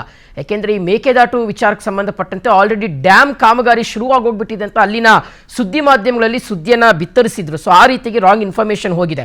ಈಗ ಒಂದು ಎಲ್ನಿನೋ ಅಥವಾ ಸೂಪರ್ ಎಲ್ನಿನೋ ಈ ರೀತಿಯಾದಂತಹ ಸಮಸ್ಯೆಗಳು ಎದುರಾದಂಥ ಟೈಮ್ನಲ್ಲಿ ಯಾವ ರೀತಿಗೆ ನಾವು ಅದನ್ನು ಓವರ್ಕಮ್ ಮಾಡ್ತೀವಿ, ಯಾವ ರೀತಿಗೆ ಸಮಸ್ಯೆಗೆ ಪರಿಹಾರವನ್ನು ಹುಡುಕ್ತೀವಿ ಅನ್ನೋದು ಒಂದು ಕಡೆ ಆದರೆ, ಮಗದೊಂದು ಕಡೆ ಮೇಕೆದಾಟು ಡ್ಯಾಮ್ಗೆ ಸಂಬಂಧಪಟ್ಟಂತೆ ತಮಿಳುನಾಡು ನಿರಂತರವಾಗಿ ವಿರೋಧವನ್ನು ವ್ಯಕ್ತಪಡಿಸ್ಕೊಂಡೇ ಬರ್ತಾ ಇದೆ. ಯಾಕಾಗಿ ನಮ್ಮ ರಾಜಕಾರಣಿಗಳು ಮೇಕೆದಾಟು ವಿಚಾರಕ್ಕೆ ಸಂಬಂಧಪಟ್ಟಂತೆ ತಮಿಳುನಾಡು ಜೊತೆಗೆ ಆ ಮೆಸೇಜ್ ಅನ್ನ ಕನ್ವೆ ಮಾಡಲಿಕ್ಕೆ ಫೇಲಿಯರ್ ಆಗ್ತಾ ಇದ್ದಾರೆ? ನಿಜಕ್ಕೂ ಮೇಕೆದಾಟು ಇಂದ ಕರ್ನಾಟಕಕ್ಕಿಂತ ಹೆಚ್ಚಾಗಿ ತಮಿಳುನಾಡಿಗೆ ಅದರಿಂದ ಉಪಯೋಗ ಅನ್ನೋದನ್ನ ಅವರಿಗೆ ಮನವರಿಕೆ ಮಾಡಿಕೊಡುವಲ್ಲಿ ಯಾಕಾಗಿ ಎಡುತ್ತಾ ಇದ್ದಾರೆ ಅನ್ನೋದ್ರ ಬಗ್ಗೆ ಚರ್ಚೆ ಮಾಡೋಣ ಒಂದು ಬ್ರೇಕ್ ಆದ್ಮೇಲೆ. Welcome back. ಸೊ ನಾವು ಚರ್ಚೆ ಮಾಡ್ತಾ ಇದ್ದೀವಿ ಕಾವೇರಿ ವಿಚಾರಕ್ಕೆ ಸಂಬಂಧಪಟ್ಟಂತೆ. ನಿನ್ನೆ CWRC ಕೊಟ್ಟಿರ್ತಕ್ಕಂಥ ಆದೇಶ ಮತ್ತು ಇದಕ್ಕೆ ವ್ಯಕ್ತವಾಗ್ತಾ ಇರತಕ್ಕಂತಹ ವಿರೋಧ ಮತ್ತು ನಮ್ಮ ಹೋರಾಟ ಮುಂದಿನ ಹಂತಗಳಲ್ಲಿ ಯಾವ ರೀತಿಯಾಗಿರಬೇಕು, ಶಾಂತಿಯುತ ಹೋರಾಟ ಮತ್ತು ಕಾನೂನಾತ್ಮಕವಾಗಿ ಯಾವ ರೀತಿಗೆ ಹೋರಾಟ ನಡೆಸಬೇಕು ಅನ್ನೋದ್ರ ಬಗ್ಗೆ ನಾವು ಚರ್ಚೆ ಮಾಡ್ತಿದ್ದೀವಿ. ಈಗ ಮತ್ತೊಬ್ಬರು ಗೆಸ್ಟ್ ನಮ್ಮನ್ನ ಜಾಯ್ನ್ ಆಗಿದ್ದಾರೆ. ವೀರಸಂಗಯ್ಯ ಅಂತ ಕರ್ನಾಟಕ ರಾಜ್ಯ ರೈತ ಸಂಘದ ಕಾರ್ಯದರ್ಶಿಗಳಿದ್ದಾರೆ. ಸರ್, ಕಾರ್ಯಕ್ರಮಕ್ಕೆ ಸ್ವಾಗತ. ಎಸ್ ಸರ್, ಈಗ ಒಂದು ಮುಖ್ಯಮಂತ್ರಿಗಳು ಕೃಷಿನ ಸ್ಟಾಪ್ ಮಾಡಿ ಕೃಷಿಗೆ ನೀರು ಬಿಡೋದಕ್ಕೆ ಆಗೋದಿಲ್ಲ, ಬರೀ ಡ್ರಿಂಕಿಂಗ್ ಪರ್ಪಸ್ಗೆ ಮಾತ್ರ ನಾವು ನೀರು ಇಟ್ಕೊಂಡಿದ್ದೀವಿ ಅಂತ ರೈತರ ಕೈಯನ್ನು ಕಟ್ ಹಾಕಿದ್ದಾರೆ. ಇದರ ನಡುವೆ ಈಗ ನಿನ್ನೆ ಕಬಿನಿ ಮತ್ತು KRSನಿಂದ ಸುಮಾರು ಒಂದು 2000 ಕ್ಯೂಸೆಕ್ಸ್ ನೀರೇನೋ ಹರ್ಕೊಂಡು ಹೋಗಿದೆ ಅನ್ನುವ ಮಾಹಿತಿ ಇದೆ ಅಂತ ಏನು ಹೇಳ್ತೀರಿ ವಿಚಾರಕ್ಕೆ ಸಂಬಂಧಪಟ್ಟಂತೆ? ಸರ್, ಆರಂಗಿ ಬಿಟ್ಟರೆ ಇನ್ನುಳಿದು ಯಾವುದೇ ಜಲಾಶಯದಲ್ಲಿ ನೀರಿನ ಕೊರತೆ ಎದ್ದು ಕಾಣ್ತಾ ಇದೆ. ಇಂಥ ಸಂದರ್ಭದಲ್ಲಿ CRWC ಕೊಟ್ಟಿರ್ತಕ್ಕಂಥ ಈ ತೀರ್ಮಾನ ಏನೈತಲ್ಲ, ಯಾವಾಗಲೂ ಪ್ರಕೃತಿ ಮೇಲೆ ಅದರ ಆಗುಹೋಗುಗಳನ್ನ ಯೋಚನೆ ಮಾಡಿ ತೀರ್ಪನ್ನು ಬರೀಬೇಕು. ಇದು ಅತ್ಯಂತ ಅವೈಜ್ಞಾನಿಕ ಅಂತ ಈಗಾಗಲೇ ಚರ್ಚೆ ಆಗಿದೆ. ಇದೇನು ಮೊದಲಲ್ಲ. ಪ್ರತಿ ಸಾರಿ ಕರ್ನಾಟಕವನ್ನು ಕಳೆದ ಹೆಚ್ಚು ಕಮ್ಮಿ ಒಂದು 30 ವರ್ಷಗಳಿಂದ ಈ ಕಾಟ ತಪ್ಪಿದ್ದಲ್ಲ. ಯಾವ ವರ್ಷ ಮಳೆಗಾಲ ಕಮ್ಮಿ ಆಗುತ್ತೋ ಆ ವರ್ಷ ಪ್ರತಿ ಸಾರಿ ಈ ಸವಾಲುಗಳು ಬರ್ತವೆ. ಕರ್ನಾಟಕದ ಹೋರಾಟ ನಡೀತವೆ. ಸರ್ಕಾರ ಒಂದು ಸಾರಿ ಸುಪ್ರೀಂ ಕೋರ್ಟು ಈ ತೀರ್ಮಾನ ಜಾರಿ ಮಾಡಲು ಅಂದಾಗ SM ಕೃಷ್ಣ ಕಾಲದ ಕ್ಷಮೆ ಕೇಳಿದಿಂದ ಹಿಡಿದು ಪ್ರತಿ ಈ ಥರದ ಪ್ರಕರಣಗಳು ನಮ್ಮ ಮುಂದೆ ಸಾವಿರಾರು ಅದಾವೆ. ಪ್ರಶ್ನೆ ಏನಂದರೆ, ಇದಕ್ಕೆ ಒಂದು ಶಾಶ್ವತ ಪರಿಹಾರವನ್ನು ಕಂಡುಹಿಡಿತಕ್ಕಂಥ ಸಂದರ್ಭದಲ್ಲಿ ಕೆಲವು ಅಂಕಿಅಂಶಗಳನ್ನು ಹಿಂದಿನ ಆಧಾರದ ಅಗ್ರಿಮೆಂಟ್ ಮೇಲೆ ಅಷ್ಟೇ ತೀರ್ಮಾನ ಕೊಟ್ಟರೆ ಸಾಲದು. ಪ್ರಕೃತಿಯಲ್ಲಿ ಇರ್ತಕ್ಕಂಥ ಅವೈಲಬಿಲಿಟಿ ಏನೈತಿ, ಎಷ್ಟಿವತ್ತು ಅವಶ್ಯಕತೆ ಐತಿ, ಅದರ ಆಧಾರದಲ್ಲಿ ಜಡ್ಜ್ಮೆಂಟ್ಗಳು ಬರಬೇಕೆ ಹೊರತು ನಡೆಯಲಾರದ ಜಡ್ಜ್ಮೆಂಟ್ಗಳನ್ನು ಅದು ಕೋರ್ಟ್ ಆಗಿರಲಿ ಅಥವಾ ಯಾವುದೇ ಸಮಸ್ಯೆಗಳಾಗಿರಲಿ ಆ ರೀತಿ ಮಾಡ್ತಕ್ಕಂಥದ್ದು ಸಂಪೂರ್ಣವಾದ ಅಪರಾಧ ಅವ್ರದ್ದು. ಯಾಕಂದರೆ ವಾಸ್ತವ ಪರಿಸ್ಥಿತಿ ಪ್ರಕೃತಿ ಮೇಲೆ ಕಾನೂನು ಬರಲಿಕ್ಕೆ ಯಾವನಿಗೆ ಐತಿ? ಇದು ಒಳ್ಳೆ ನಿರ್ಧಾರ ಅಲ್ಲ. ಆಮೇಲೆ ತಮಿಳುನಾಡು ದೃಷ್ಟಿಕೋನದಲ್ಲಿ ಕರ್ನಾಟಕನ ವಿಲನ್ ಮಾಡಿಟ್ಟಿದ್ದಾರೆ ರಾಜಕಾರಣಿಗಳು ಅನ್ನೋದು ಸರ್. ಅಂದರೆ ಯಾವ ರೀತಿಯಾಗಿ ಅಂದರೆ ಅಲ್ಲಿನ ಫಿಲಮ್ ಸ್ಟಾರ್ಸ್ ಎಲ್ಲ ವಾಟರ್ ಬಾಟ್ಲ್ ಹಿಡ್ಕೊಂಡು, ಬಿಸ್ಲರಿ ಬಾಟ್ಲ್ ಹಿಡ್ಕೊಂಡು ನಮಗೆ ನೀರು ಕೊಡಿ ಅಂತ ಕೇಳ್ತಾ ಇರ್ತಕ್ಕಂಥ ರೀತಿ ಇದೆಲ್ಲ ನೋಡ್ತಾ ಇದ್ರೆ ಎಲ್ಲೋ ಒಂದು ಕಡೆ ನಾವು ಸರಿಯಾಗಿ ಅವ್ರಿಗೆ ಕನ್ವೆ ಮಾಡ್ತಾ ಇಲ್ಲ ಅಂತ ನಾವು ಎಡುತ್ತಾ ಇದ್ದೀವಿ. ಹಾಗಾದರೆ ಹೌದು, ಕೆಲವು ವಿಷಯದಲ್ಲಿ ನಮ್ಮಿಂದ ತಪ್ಪಾಗಿದೆ. ಆದರೆ ಕೆಲವು ವಿಷಯಗಳನ್ನು ಭಾಳ ಸಮಗ್ರವಾಗಿ ಕೋರ್ಟ್ ಮುಂದೆ ಇಟ್ಟಾಗ ಕೂಡ ಅಲ್ಲಿ ರಾಜಕೀಯ ಆಸಕ್ತಿ ಎದ್ದು ಕಾಣುತ್ತೆ. ಕರ್ನಾಟಕ ಮತ್ತು ತಮಿಳುನಾಡು ದಕ್ಷಿಣ ಭಾರತದ ರಾಜ್ಯಗಳಲ್ಲಿ ಭಾಳ ಪ್ರಮುಖವಾಗಿರ್ತಕ್ಕಂಥ ನೀರು ಹಂಚಿಕೆ ವಿಷಯಗಳಲ್ಲಿ ಪದೇ ಪದೇ ಆಗ್ತಾ ಇರ್ತದಲ್ಲ, ಇದನ್ನು ಸಂಘರ್ಷವನ್ನು ಮುಂದುವರಿಸ್ಬೇಕಂತಕ್ಕಂಥ ಇಚ್ಛೆನೇ ಕಾಣ್ತದೆ ಅವರಿಗೆ ಮೇಲಿರ್ತಕ್ಕಂಥ ಎಲ್ಲ ಸಮಿತಿಗಳಲ್ಲಿ ನೋಡಿದರೆ. ಯಾಕಂದರೆ ನಾವು ಎಷ್ಟೇ ಅಂಕಿಅಂಶಗಳನ್ನ ಸೈಂಟಿಫಿಕ್ಕಾಗಿ ಕೊಟ್ಟರೂ ಕೂಡ, ಅತ್ಯಂತ ವಾದವನ್ನು ಸಮರ್ಥವಾಗಿ ಮಂಡನೆ ಮಾಡಿದಾಗ ಕೂಡ ವಿವೇಚನೆ ಶಕ್ತಿ ಕೊಟ್ಟಿವಲ್ಲ ಜಡ್ಜ್ಗಳಿಗೆಲ್ಲ. ನಿನ್ನ ವಿಮೋಚನೆ ಬಿಟ್ಟಿದ್ದಪ್ಪ ಅಂತೇಳಿ ಕೊನೆಯ ಲೈನ್ ಬರ್ಕೊಂಡಿವಿ ನೋಡು. ಅದರಿಂದಾಗಿ ಹೈಕೋರ್ಟ್ಗಳಾಗಲಿ ಸುಪ್ರೀಂ ಕೋರ್ಟ್ಗಳಲ್ಲಿ ಪದೇ ಈ ರೀತಿಯ ಶಿಕ್ಷೆಗಳನ್ನು ನಮಗೆ ರಾಜ್ಯಗಳಿಗೆ ಕೊಡ್ತಕ್ಕಂಥದ್ದು ಕಂಡು ಬಂದಿದೆ. ಯಾವುದೇ ಒಬ್ಬ ಜಡ್ಜ್ ಮಾಡಿದಾಗ ಅದನ್ನ ಬಗ್ಗೆ ಮಾತಾಡ್ತೀವಿ. ಮತ್ತು ಎಲ್ಲ ತಪ್ಪಾಯ್ತು ಅಂತ ಓಡಿ ಕ್ಷಮೆ ಕೇಳ್ತೀವಿ, ಕಂಟೆಂಟ್ ಕೋಟ್ ಆಗಿಬಿಡುತ್ತೆ ಅಂತಕ್ಕಂಥ ಭಯ ಸೃಷ್ಟಿ ಮಾಡಿಬಿಡ್ತಾರೆ. ಇವೆಲ್ಲದರ ಮಧ್ಯೆ ನಾವು ರೈತರಾಗಿ ಹೇಳೋದು ಒಂದೇ ಮಾತು, ನೀವು ಪ್ರಕೃತಿ ಮತ್ತು ಪರಿಸರದ ಮೇಲೆ ಕಾನೂನು ಬರೆಯೋ ಹೊತ್ನ್ಯಾಗ ಭಾಳ ಸ್ಪಷ್ಟತೆ ಇರಬೇಕು. ನಿಮ್ಮ ವಿಮೋಚನೆ ಅಲ್ಲ, ಎಲ್ಲರ ತರ್ಕ, ಅಲ್ಲಿ ಅಂಕಿಅಂಶಗಳು ಇವೆಲ್ಲವನ್ನೂ ಕೂಡ ಸಮಗ್ರವಾಗಿ ಪರಿಗಣಿಸ್ತಾ ಇದ್ದರೆ ರಾಜ್ಯಗಳ ಮಧ್ಯೆ ಅಶಾಂತಿಯನ್ನು ಉಂಟು ಮಾಡ್ತಕ್ಕಂಥ, ಅರಾಜಕತೆಯನ್ನು ಉಂಟು ಮಾಡ್ತಕ್ಕಂಥ ಕ್ರಿಯೆಗೆ ಕೈ ಹಾಕಬೇಕಾಗುತ್ತೆ. ಒಂದು, ಓಕೆ, ಈಗ ನಮ್ಮಲ್ಲೇ ನೀರಿಲ್ಲ, 3500 ಕ್ಯೂಸೆಸ್ ಬಿಡೋದ್ರ ಅರ್ಥ ಏನು? ಇದನ್ನ ಸಮರ್ಥವಾಗಿ ಕರ್ನಾಟಕ ಸರ್ಕಾರ 3500 ಕ್ಯೂಸೆಕ್ಸ್ ಅಂದ್ರೆ ಆಕ್ಚುಲಿ ಹೆಚ್ಚುವರೆಗಿನ್ನೂ ಜಾಸ್ತಿ ಬಿಡಬೇಕು ಅನ್ನೋ ಚರ್ಚೆ ಇದೆ ಅಂತ. ಒಂದು 6000ದಿಂದ 7000 ಕ್ಯೂಸೆಕ್ಸ್ ನೀರು ಬಿಟ್ಟರೆ ಮಾತ್ರ ಬಿಳಿಗುಂಡ್ಲ ಹತ್ರ ಹೋಗೋದು 3500 ಲೆಕ್ಕ, ಆ ಲೆಕ್ಕದಲ್ಲಿ ಸಿಗುತ್ತೆ ಅನ್ನೋ ಅಂತಂದಿದೆ. ಅದು ನಿಜ? ಹೌದು. ಓಕೆ, ಇದು ಪರಿಸ್ಥಿತಿ. ಅದಕ್ಕೆ ನಾನು ಹೇಳೋದು ಒಂದೇ ಮಾತು, ಇವತ್ತಲ್ಲೇ ಕನ್ನಡ ಪರ ಚಳವಳಿಗಳು, ಫ್ರೀಡಮ್ ಪಾರ್ಕು ಮತ್ತು ಕುವೆಂಪು ಪ್ರತಿಮೆ ಕನ್ನಡ ಚಳವಳಿಗಳು ಹೋರಾಟ ಪ್ರಾರಂಭ ಆಗಿದ್ದವು. ಕಾರಣ ಇಷ್ಟೇ, ಬೆಂಗಳೂರಿನ ಕೋಟಿಗಿಂತ ಹೆಚ್ಚು ಇರತಕ್ಕಂಥ ಜನಸಂಖ್ಯೆ ಕುಡಿಯುವ ನೀರಿನಿಂದ ಹಿಡಿದು ಎಲ್ಲದರ ಸಮಸ್ಯೆ ಇದರಲ್ಲಿ ಅಡಗಿದೆ. ಬರೀ ವ್ಯವಸಾಯ ಮಾತ್ರ ಅಲ್ಲ, ಇದು ಕುಡಿಯುವ ನೀರಿನ ಸಮಸ್ಯೆ ಕೂಡ ಭಾಳ ಮುಖ್ಯ ಆಗಿರೋದ್ರಿಂದ ಇದು ಇಡೀ ಕರ್ನಾಟಕದ ರಾಜಧಾನಿಯ ಹಿತಾಸಕ್ತಿನೂ ಐತಿ. ಇಲ್ಲಿರ್ತಕ್ಕಂಥ ವಿಧಾನಸೌಧ ಆಗಲಿ, ಶಾಸಕರುಗಳಾಗಲಿ, ಯಾರ್ಯಾರು ಅದಾರೋ ಬೆಂಗಳೂರು ತುಂಬಿರ್ತಕ್ಕಂಥವ್ರು, ಇವರ ಕುಡಿಯುವ ನೀರಿನಿಂದ ಹಿಡಿದು ಮೈ ತೊಳೆ ನೀರು ಎಲ್ಲದಕ್ಕೂ ಸಂಬಂಧಪಟ್ಟ ವಿಚಾರ ಐತಿ. ಇದನ್ನ ಬಹಳ ಸೀರಿಯಸ್ ಆಗಿ ತಗೋತಾರೆ ಬಿಡಿ ಸರ್.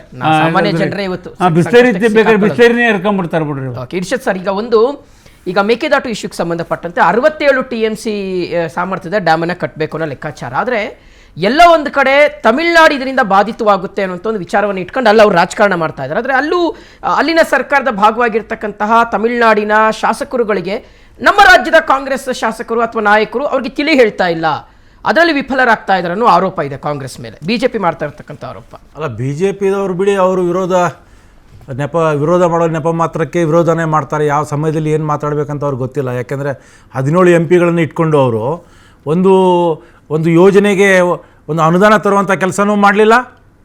ಇಲ್ಲಿ ತೆರಿಗೆಯ ಒಂದು ವಿಷಯದಲ್ಲೂ ಅವರು ರಾಜ್ಯಕ್ಕೆ ಅನ್ಯಾಯ ಆದಾಗ ಅಲ್ಲಿ ಧ್ವನಿಯನ್ನು ಎತ್ತಲಿಲ್ಲ. ಮತ್ತು ಇವತ್ತು ನೀರಾವರಿ ಯೋಜನೆಗಳು ಇವತ್ತು ನೆನೆಗುದಿಗೆ ಬೀಳೋದಕ್ಕೆ ಕೇಂದ್ರ ಸರ್ಕಾರ ಕ್ಲಿಯರೆನ್ಸ್ ಕೊಡದೇ ಇರುವಂಥದ್ದು ಬೇರೆ ಬೇರೆ ಕಾರಣಗಳು ಇದ್ರೂ ಅವರು ಪ್ರಧಾನಮಂತ್ರಿಗಳ ಮುಂದೆ ಹೋಗಿ ಮಾತನಾಡುವ ತಾಕತ್ತು ಯಾವ MPಗಳಿಗೂ ಇಲ್ಲ. ಮತ್ತು ಇಲ್ಲಿಂದ ಇವತ್ತೇನು ಕೇಂದ್ರೀಯ ಮಂತ್ರಿಗಳಿದ್ದಾರೆ, ಅದರಲ್ಲಿ HD ಕುಮಾರಸ್ವಾಮಿ ಅವರು ಇದ್ದಾರೆ. ಅವರು ಮಣ್ಣಿನ ಮಕ್ಕಳು ಅಂತ ರೈತಾಪಿ ವರ್ಗದಿಂದ ನಾವು ಬರ್ತೀವಿ ಅಂತ ಹೇಳ್ಕೊಳ್ಳುವಂತಹ ಕುಮಾರಸ್ವಾಮಿಯವರು ಅದರಲ್ಲಿದ್ದಾರೆ. ಸೊ ಇವರೆಲ್ಲರೂ ಪ್ರಧಾನಮಂತ್ರಿಗಳ ಮುಂದೆ ಹೋಗಿ ಮಾತನಾಡುವ ಒಂದು ಶಕ್ತಿ ಇವರಿಗಿಲ್ಲ. ಒಂದು ಎರಡನೇದು ಕಾಂಗ್ರೆಸ್ ಮಾಡಿದ್ರೆ ಸರ್, ಮನಮೋಹನ್ ಸಿಂಗ್ ಗವರ್ಮೆಂಟ್ ಇದ್ದಂತ ಟೈಮ್ ಖಂಡಿತ ನೋಡಿ ಇಲ್ಲ, ಖಂಡಿತ ನಾನು ಹೇಳ್ತಾ ಇದ್ದೇನೆ. ಮಾನ್ಯ ಬಂಗಾರಪ್ಪ ಅವರಿಂದ ಹಿಡಿದು ಮಾನ್ಯ SM ಕೃಷ್ಣ ಅವರಿಗೂ ಎಷ್ಟು ಮುಖ್ಯಮಂತ್ರಿಗಳಾಗಿದ್ದಾರೆ. ಈ ಕಾವೇರಿ ನೀರಿನ ಒಂದು ಸಂದರ್ಭದಲ್ಲಿ, ಈ ಸಮಸ್ಯೆಯ ಸಂದರ್ಭದಲ್ಲಿ ನಾವು ಈ ನಮ್ಮ ರೈತರ ಹಿತಾಸಕ್ತಿ ಮತ್ತು ರಾಜ್ಯದ ಹಿತಾಸಕ್ತಿಯನ್ನು ಯಾವತ್ತೂ ಕಾಪಾಡುವಂಥ ಕೆಲಸವನ್ನು ಮಾಡಿದ್ದೀವಿ. ಒಂದು ಎರಡನೇದು, ತಾವು ಹೇಳ್ತಾ ಇದ್ರಿ ಇವತ್ತು ತಮಿಳುನಾಡಿನಲ್ಲಿ ಮೇಕೆದಾಟು ಯೋಜನೆಯನ್ನು ಡ್ಯಾಮ್ ಕಟ್ಟೋದಕ್ಕೆ ಅವರು ಅಲ್ಲಿ ಅವ್ರದ್ದೇ ಆದಂಥ ಪ್ರೊಪಗಂಡವನ್ನು ಮಾಡ್ತಾರಂತ. ಸೊ ಅದೆಲ್ಲವನ್ನು ಮನಗಂಡೇ ಮಾನ್ಯ ಮುಖ್ಯಮಂತ್ರಿಗಳು ಇವತ್ತು ತಮಿಳುನಾಡಿನ ಮುಖ್ಯಮಂತ್ರಿ ಅಂತ ವಿಜಯ್ ಅವರ ಜೊತೆಯಲ್ಲಿ ಇವತ್ತು ಆಗಸ್ಟ್ 3ನೇ ತಾರೀಕಿಗೆ ಚರ್ಚೆಯನ್ನು ಹಮ್ಮಿಕೊಂಡಿದ್ದಾರೆ. ಆ ಚರ್ಚೆಯಲ್ಲಿ ಎಲ್ಲವನ್ನ ಅವರು ಕುಲಂಕಷವಾಗಿ ಚರ್ಚೆ ಮಾಡಿ ಒಂದು ಒಳ್ಳೆಯ ಸಂಪ್ರದಾಯವನ್ನು ಅಲ್ಲಿ ಅದಕ್ಕೆ ಒಂದು ನಾಂದಿ ಹಾಡ್ತಾರೆ. ಮತ್ತು ಇವತ್ತೇನು ನಮ್ಮ ಮೇಕೆದಾಟು ಯೋಜನೆಗೆ ಎಲ್ಲ ಏನು ಅಡೆತಡೆಗಳು ದೂರ ಆಗ್ತಾ ಇರುವಂಥ ಹಿನ್ನೆಲೆಯಲ್ಲಿ ಆ ಯೋಜನೆ ಮುಂದಿನ ದಿನಗಳಲ್ಲಿ ಭಾಳ ತ್ವರಿತ ರೀತಿಯಲ್ಲಿ ಕಾಮಗಾರಿ ಪ್ರಾರಂಭ ಆಗುತ್ತೆ. ಓಕೆ, ತಿಮ್ಮೇಗೌಡ ಸರ್, ಈಗ ಈ ಮೇಕೆದಾಟು ಇಶ್ಯೂಗೆ ಸಂಬಂಧಪಟ್ಟಂತೆ ಉಂಟಾಗಿರ್ತಕ್ಕಂಥ ಸಮಸ್ಯೆ, ಒಂದು ಕಡೆ ಬರದಲ್ಲಿ ನಾವು ನೋಡ್ತಾ ಇರ್ತಕ್ಕಂಥ ಸಮಸ್ಯೆ, ಮಗದೊಂದು ಕಡೆ ಮೇಕೆದಾಟು. ತಮಿಳ್ನಾಡು ಹೇಳ್ತಾ ಇರ್ತಕ್ಕಂಥದ್ದು ಇದನ್ನೇ ನಮಗೆ ಅನ್ಯಾಯ ಆಗುತ್ತೆ, ಕೆಳ ಹಂತದ ರಾಜ್ಯಕ್ಕೆ ಅನ್ಯಾಯ ಆಗುತ್ತೆ ಅಂತ ಒಂದು ಆರೋಪವನ್ನು ಅವರು ಮಾಡ್ತಾ ಇದ್ದಾರೆ. ಇದರಿಂದ ತಮಿಳ್ನಾಡಿಗೆ ಅನುಕೂಲ ಜಾಸ್ತಿ ಇದೆ. ಬೆಂಗಳೂರಿಗೆ ಒಂದು 4 TMC ನೀರು ನಾವು ಕುಡಿಯೋದಕ್ಕೆ ತಗೋತೀವಿ ಅನ್ನೋದು ಒಂದು ಬಿಟ್ಟರೆ, ನಾವು ಜಲವಿದ್ಯುತ್ತನ್ನು ನಾವು ಸ್ವಲ್ಪ ಅಲ್ಲಿ ಮಾಡ್ಕೋತೀವಿ, ಮ್ಯಾನುಫ್ಯಾಕ್ಚರಿಂಗ್ ಮಾಡ್ಕೋತೀವಿ, ಅದಾದ್ಮೇಲೆ ನಿಮಗೆ ನೀರು ಬಿಡ್ತೀವಿ ಅನ್ನುವಂಥದ್ದು. ಆಮೇಲೆ ತಮಿಳ್ನಾಡಿಗೆ ಇದು ಅರ್ಥ ಆಗ್ತಾ ಇಲ್ಲ, ನಮಗೆ ಬರ್ತಾ ಇರ್ತಕ್ಕಂಥ ನೀರು ನಾವು ವ್ಯರ್ಥವಾಗಿ, ಯಾಕಂದರೆ ತಮಿಳ್ನಾಡಲ್ಲಿ ಹಾರ್ಡ್ಲಿ ಒಂದು 3 ಡ್ಯಾಮ್ ಏನೋ ಇದೆ ಕಾವೇರಿ ವಿಚಾರಕ್ಕೆ ಸಂಬಂಧಪಟ್ಟಂತೆ. ಸೊ ಅವರು ಡ್ಯಾಮ್ ಕಟ್ಕೊಳ್ಳಲ್ಲ, ನೀರನ್ನು ಸ್ಟೋರೇಜ್ ಮಾಡ್ಕೊಳ್ಳಲ್ಲ, ಅಟ್ಲೀಸ್ಟ್ ನಮಗೂ ಸ್ಟೋರೇಜ್ ಮಾಡ್ಲಿಕ್ಕೆ ಅವಕಾಶ ಕೊಟ್ಟಿಲ್ಲ ಅಂದರೆ ಹೇಗೆ ಅನ್ನುವಂಥ ಒಂದು ವಿಚಾರ. ಈಗ ಮೇಕೆದಾಟು ವಿಚಾರದಲ್ಲಿ ತಮಿಳ್ನಾಡಿಗೆ ಯಾವ ರೀತಿ ಅನ್ಯಾಯ ಆಗಲ್ಲ. ಕಾರಣ ಇಷ್ಟೇ, ತಮಿಳ್ನಾಡಿಗೆ ಪ್ರವಾಹದ ಸಂದರ್ಭದಲ್ಲಿ ಯಥೇಚ್ಛವಾಗಿ ನೀರು ಹೋಗ್ತಾ ಇದೆ. ಅದು ನಾವು ಬಿಡಬೇಕಾದಂಥ ತಮಿಳ್ನಾಡಿಗೆ ಬಿಡಬೇಕಾದಂಥ ನೀರಿನ ಪ್ರಮಾಣಕ್ಕಿಂತ ಅತಿ ಹೆಚ್ಚು 16 TMC ನೀರು ತಮಿಳ್ನಾಡಿಗೆ ಹರಿತಾ ಇದೆ. ಈಗ ನಮ್ಮ ಮಂಡ್ಯ MLA ಅವರು ರವಿ ಗಣಿಗ ಅವರು ವಿಸಿಟ್ ಮಾಡಿ ಸಮುದ್ರಕ್ಕೆ ಎಷ್ಟು ನೀರು ಹೋಗ್ತಾ ಇದೆ ಅನ್ನೋ ವಿಚಾರನ ನಮ್ಮ ಮಾಧ್ಯಮದ ಮೂಲಕ ಖಂಡಿತ ಅದು ಒಳ್ಳೆ. ಆಮೇಲೆ ಇನ್ನೊಂದು ಪಾಯಿಂಟ್ ಇದಕ್ಕೆ ಅಡಾಪ್ಟ್ ಮಾಡೋದು, ಅಲ್ಲಿನ ರಾಜಕಾರಣಿಗಳು ಮತ್ತು ಅಲ್ಲಿನ ಹೋರಾಟಗಾರರೇ ಅಲ್ಲಿನ ಸರ್ಕಾರಕ್ಕೆ ಪ್ರಶ್ನೆ ಮಾಡ್ತಾ ಇದ್ದಾರೆ. ಡ್ಯಾಮ್ ಅನ್ನು ಕಟ್ಟಿ ನೀವು ಪ್ರತಿ ಸಲ ಕರ್ನಾಟಕಕ್ಕೆ ಹೋಗಿ ಕೇಳ್ಕೊಳಕ್ಕಾಗೋದಿಲ್ಲ, ನೀವು ಡ್ಯಾಮ್ ಕಟ್ಟಿ ಅಂತ. ಈಗ ಒಂದು 3 ಡ್ಯಾಮ್ ಇಟ್ಕೊಂಡಿದ್ದಾರೆ, ಭವಾನಿ ಸಾಗರ ಒಂದು ಇಟ್ಕೊಂಡಿದ್ದಾರೆ, ಮೇಟೂರು ಒಂದು ಇಟ್ಕೊಂಡಿದ್ದಾರೆ, ಮತ್ತು ಕಲ್ಯಾಣ ಅಂತ ಯಾವುದೊಂದು ಡ್ಯಾಮ್ ಇಟ್ಕೊಂಡಿದ್ದಾರೆ. ಹೆಚ್ಚುವರಿಯಾಗಿ ಡ್ಯಾಮ್ಗಳನ್ನು ಕಟ್ಕೊಂಡ್ರೆ ಈ ಕರ್ನಾಟಕ ಬಿಡುವಂಥ ಹೆಚ್ಚುವರಿ ನೀರನ್ನು ಅವರು ಸ್ಟೋರೇಜ್ ಮಾಡಿ ಖಂಡಿತ ಅವ್ರು ಏನು ಮಾಡ್ತಿದ್ದಾರೆ ಅಂತಂದರೆ, ಈಗ ಹೆಚ್ಚುವರಿ ನೀರು ಅವ್ರಿಗೇನು ಹೋಗ್ತದೆ ಆ ನೀರನ್ನು ಅವರು ಉಪಯೋಗ ಮಾಡ್ಕೊಳ್ತಾ ಇದ್ದಾರೆ. ಕೆರೆ ಕಟ್ಟೆಗಳನ್ನ ತುಂಬಿಸ್ಕೊಳ್ತಾರೆ. ಆಮೇಲೆ ನೀವು ಹೇಳ್ದಾಗೆ ಅವರಲ್ಲಿ ಅಂತರ್ಜಲ ಬಹಳ ಇದೆ. ಸುಮಾರು ಇವನು ವರ್ಲ್ಡ್ ಬ್ಯಾಂಕ್ ಇದ್ರ ಪ್ರಕಾರನೂ ಭಾಳಷ್ಟು ಒಂದು 50 TMC ಗಿಂತ ಹೆಚ್ಚಿದೆ. ಆದರೆ ಟ್ರಿಬ್ಯುನಲ್ ಬರೀ 20 TMC ಮಾತ್ರ ಅವ್ರದ್ದು ಅಂತರ್ಜಲ ಪ್ರಮಾಣನ ಸ್ಥಿರೀಕರಿಸಿದೆ. ಇದು ಸರಿಯಲ್ಲ. ನಮ್ಮ ಕರ್ನಾಟಕಕ್ಕೆ ಭಾಳ ಅನ್ಯಾಯ ಆಗಿದೆ. ಆದರೆ ಕರ್ನಾಟಕದ ಒಂದು ಮೇಕೆದಾಟು ಒಂದು ಉತ್ತಮ ಯೋಜನೆ. ಹೇಗೆ ಅಂದರೆ, ಹೆಚ್ಚುವರಿ ನೀರೇನು ತಮಿಳ್ನಾಡಿಗೆ ಹೋಗ್ತಾ ಇದೆ ಅದನ್ನು ನಾವು ಸಂಗ್ರಹಿಸಿಟ್ಕೊಂಡು ನಾವು ಬೆಂಗಳೂರಿಗೆ ಈಗೇನು ಮಾಡಿದ್ದಾರೆ, ಬೆಂಗಳೂರಿನಲ್ಲಿ ಟ್ರಿಬ್ಯುನಲ್ ಆಗಲಿ ಮತ್ತು ಸುಪ್ರೀಂ ಕೋರ್ಟ್ ಆಗಲಿ 2018ರ ಆದೇಶದಲ್ಲಿ 1/3 ಮಾತ್ರ ಬೆಂಗಳೂರಿಗೆ ಕೊಡುವಂಥ, ಅಂದರೆ ನಮ್ಮ 2/3 ಕಾವೇರಿ ಜಲಾನಯನ ವ್ಯಾಪ್ತಿಗೆ ಬರೋದಿಲ್ಲ ಬೆಂಗಳೂರು ನಗರ ಅಂತ ಹೇಳ್ಬಿಟ್ಟಿದ್ದಾರೆ. ಈಗ ಬೆಂಗಳೂರು ನಗರದಲ್ಲಿ 1.5 ಕೋಟಿ ಜನ ವಾಸ ಇದ್ದಾರೆ. ಈಗ ಆ 1.5 ಕೋಟಿ ಜನಕ್ಕೆ ಅರ್ಧದಷ್ಟು ಜನಕ್ಕೂ ನೀರು, ಕಾವೇರಿ ನೀರು ಸಾಕಾಗ್ತಾ ಇಲ್ಲ, ತೊರೆಕಾಡಿನಹಳ್ಳಿಯಿಂದ ಬರುವಂಥದ್ದು. ಹಾಗಾಗಿ ಮೇಕೆದಾಟು ನೀರನ್ನು, ಹೆಚ್ಚುವರಿ ನೀರನ್ನು ಸಂಗ್ರಹಿಸಿ ಮತ್ತು ತಮಿಳ್ನಾಡಿಗೆ ಬಿಡಬೇಕಾದಂಥ ನೀರಿನ ಪ್ರಮಾಣವನ್ನು ಯಾವುದಕ್ಕೂ ಕಮ್ಮಿ ಮಾಡ್ದಂಗೆ ನಾವು ಬಿಡೋದಕ್ಕೆ ಸಾಧ್ಯ ಇದೆ. ಯಾಕೆಂದರೆ ಇದು ಮೇಕೆದಾಟು ಅತ್ಯವಶ್ಯಕ. ಇದು ಅದ್ರ ಜೊತೆಗೆ ಜಲವಿದ್ಯುತ್ ಉತ್ಪಾದನೆಗೂ ಸಹ ಮೇಕೆದಾಟು ಉಪಯುಕ್ತವಾಗುತ್ತೆ. ಯಾವುದೇ ರೀತಿಯಲ್ಲಿ ಮೇಕೆದಾಟು, ಅದಕ್ಕೆ ಮೊನ್ನೆ ನಮ್ಮ ಕೇಂದ್ರ ಜಲಶಕ್ತಿ ಆಯೋಗದ ಜಲಶಕ್ತಿ ಇಲಾಖೆಯ ಸಚಿವರು ಹೇಳಿದ್ದಾರೆ, ಯಾವುದೇ ಒಂದು ಕೆಳ ಹಂತದ ರಾಜ್ಯಗಳು ಮೇಕೆದಾಟುವನ್ನು ಯೋಜನೆಯನ್ನು ಪ್ರಶ್ನಿಸುವಂಥ ಅಧಿಕಾರ ಇಲ್ಲ ಅಂತ ಹೇಳಿದ್ದಾರೆ. ಮೇಕೆದಾಟು ಕರ್ನಾಟಕಕ್ಕೆ ಹೆಚ್ಚು ಉಪಯುಕ್ತ ಆಗ್ತದೆ, ತಮಿಳ್ನಾಡಿಗೆ ಯಾವ ತೊಂದರೆ ಆಗಲ್ಲ. ಅವರೇನು ಮೇಕೆದಾಟುಗೆ ವಿರೋಧ ಮಾಡ್ತಿದ್ದಾರೆ ಅದು ಸರಿಯಲ್ಲ. ಅದನ್ನು ನಮ್ಮ ಕರ್ನಾಟಕದ ಇದು ಕನ್ವಿನ್ಸ್ ಮಾಡಬೇಕು.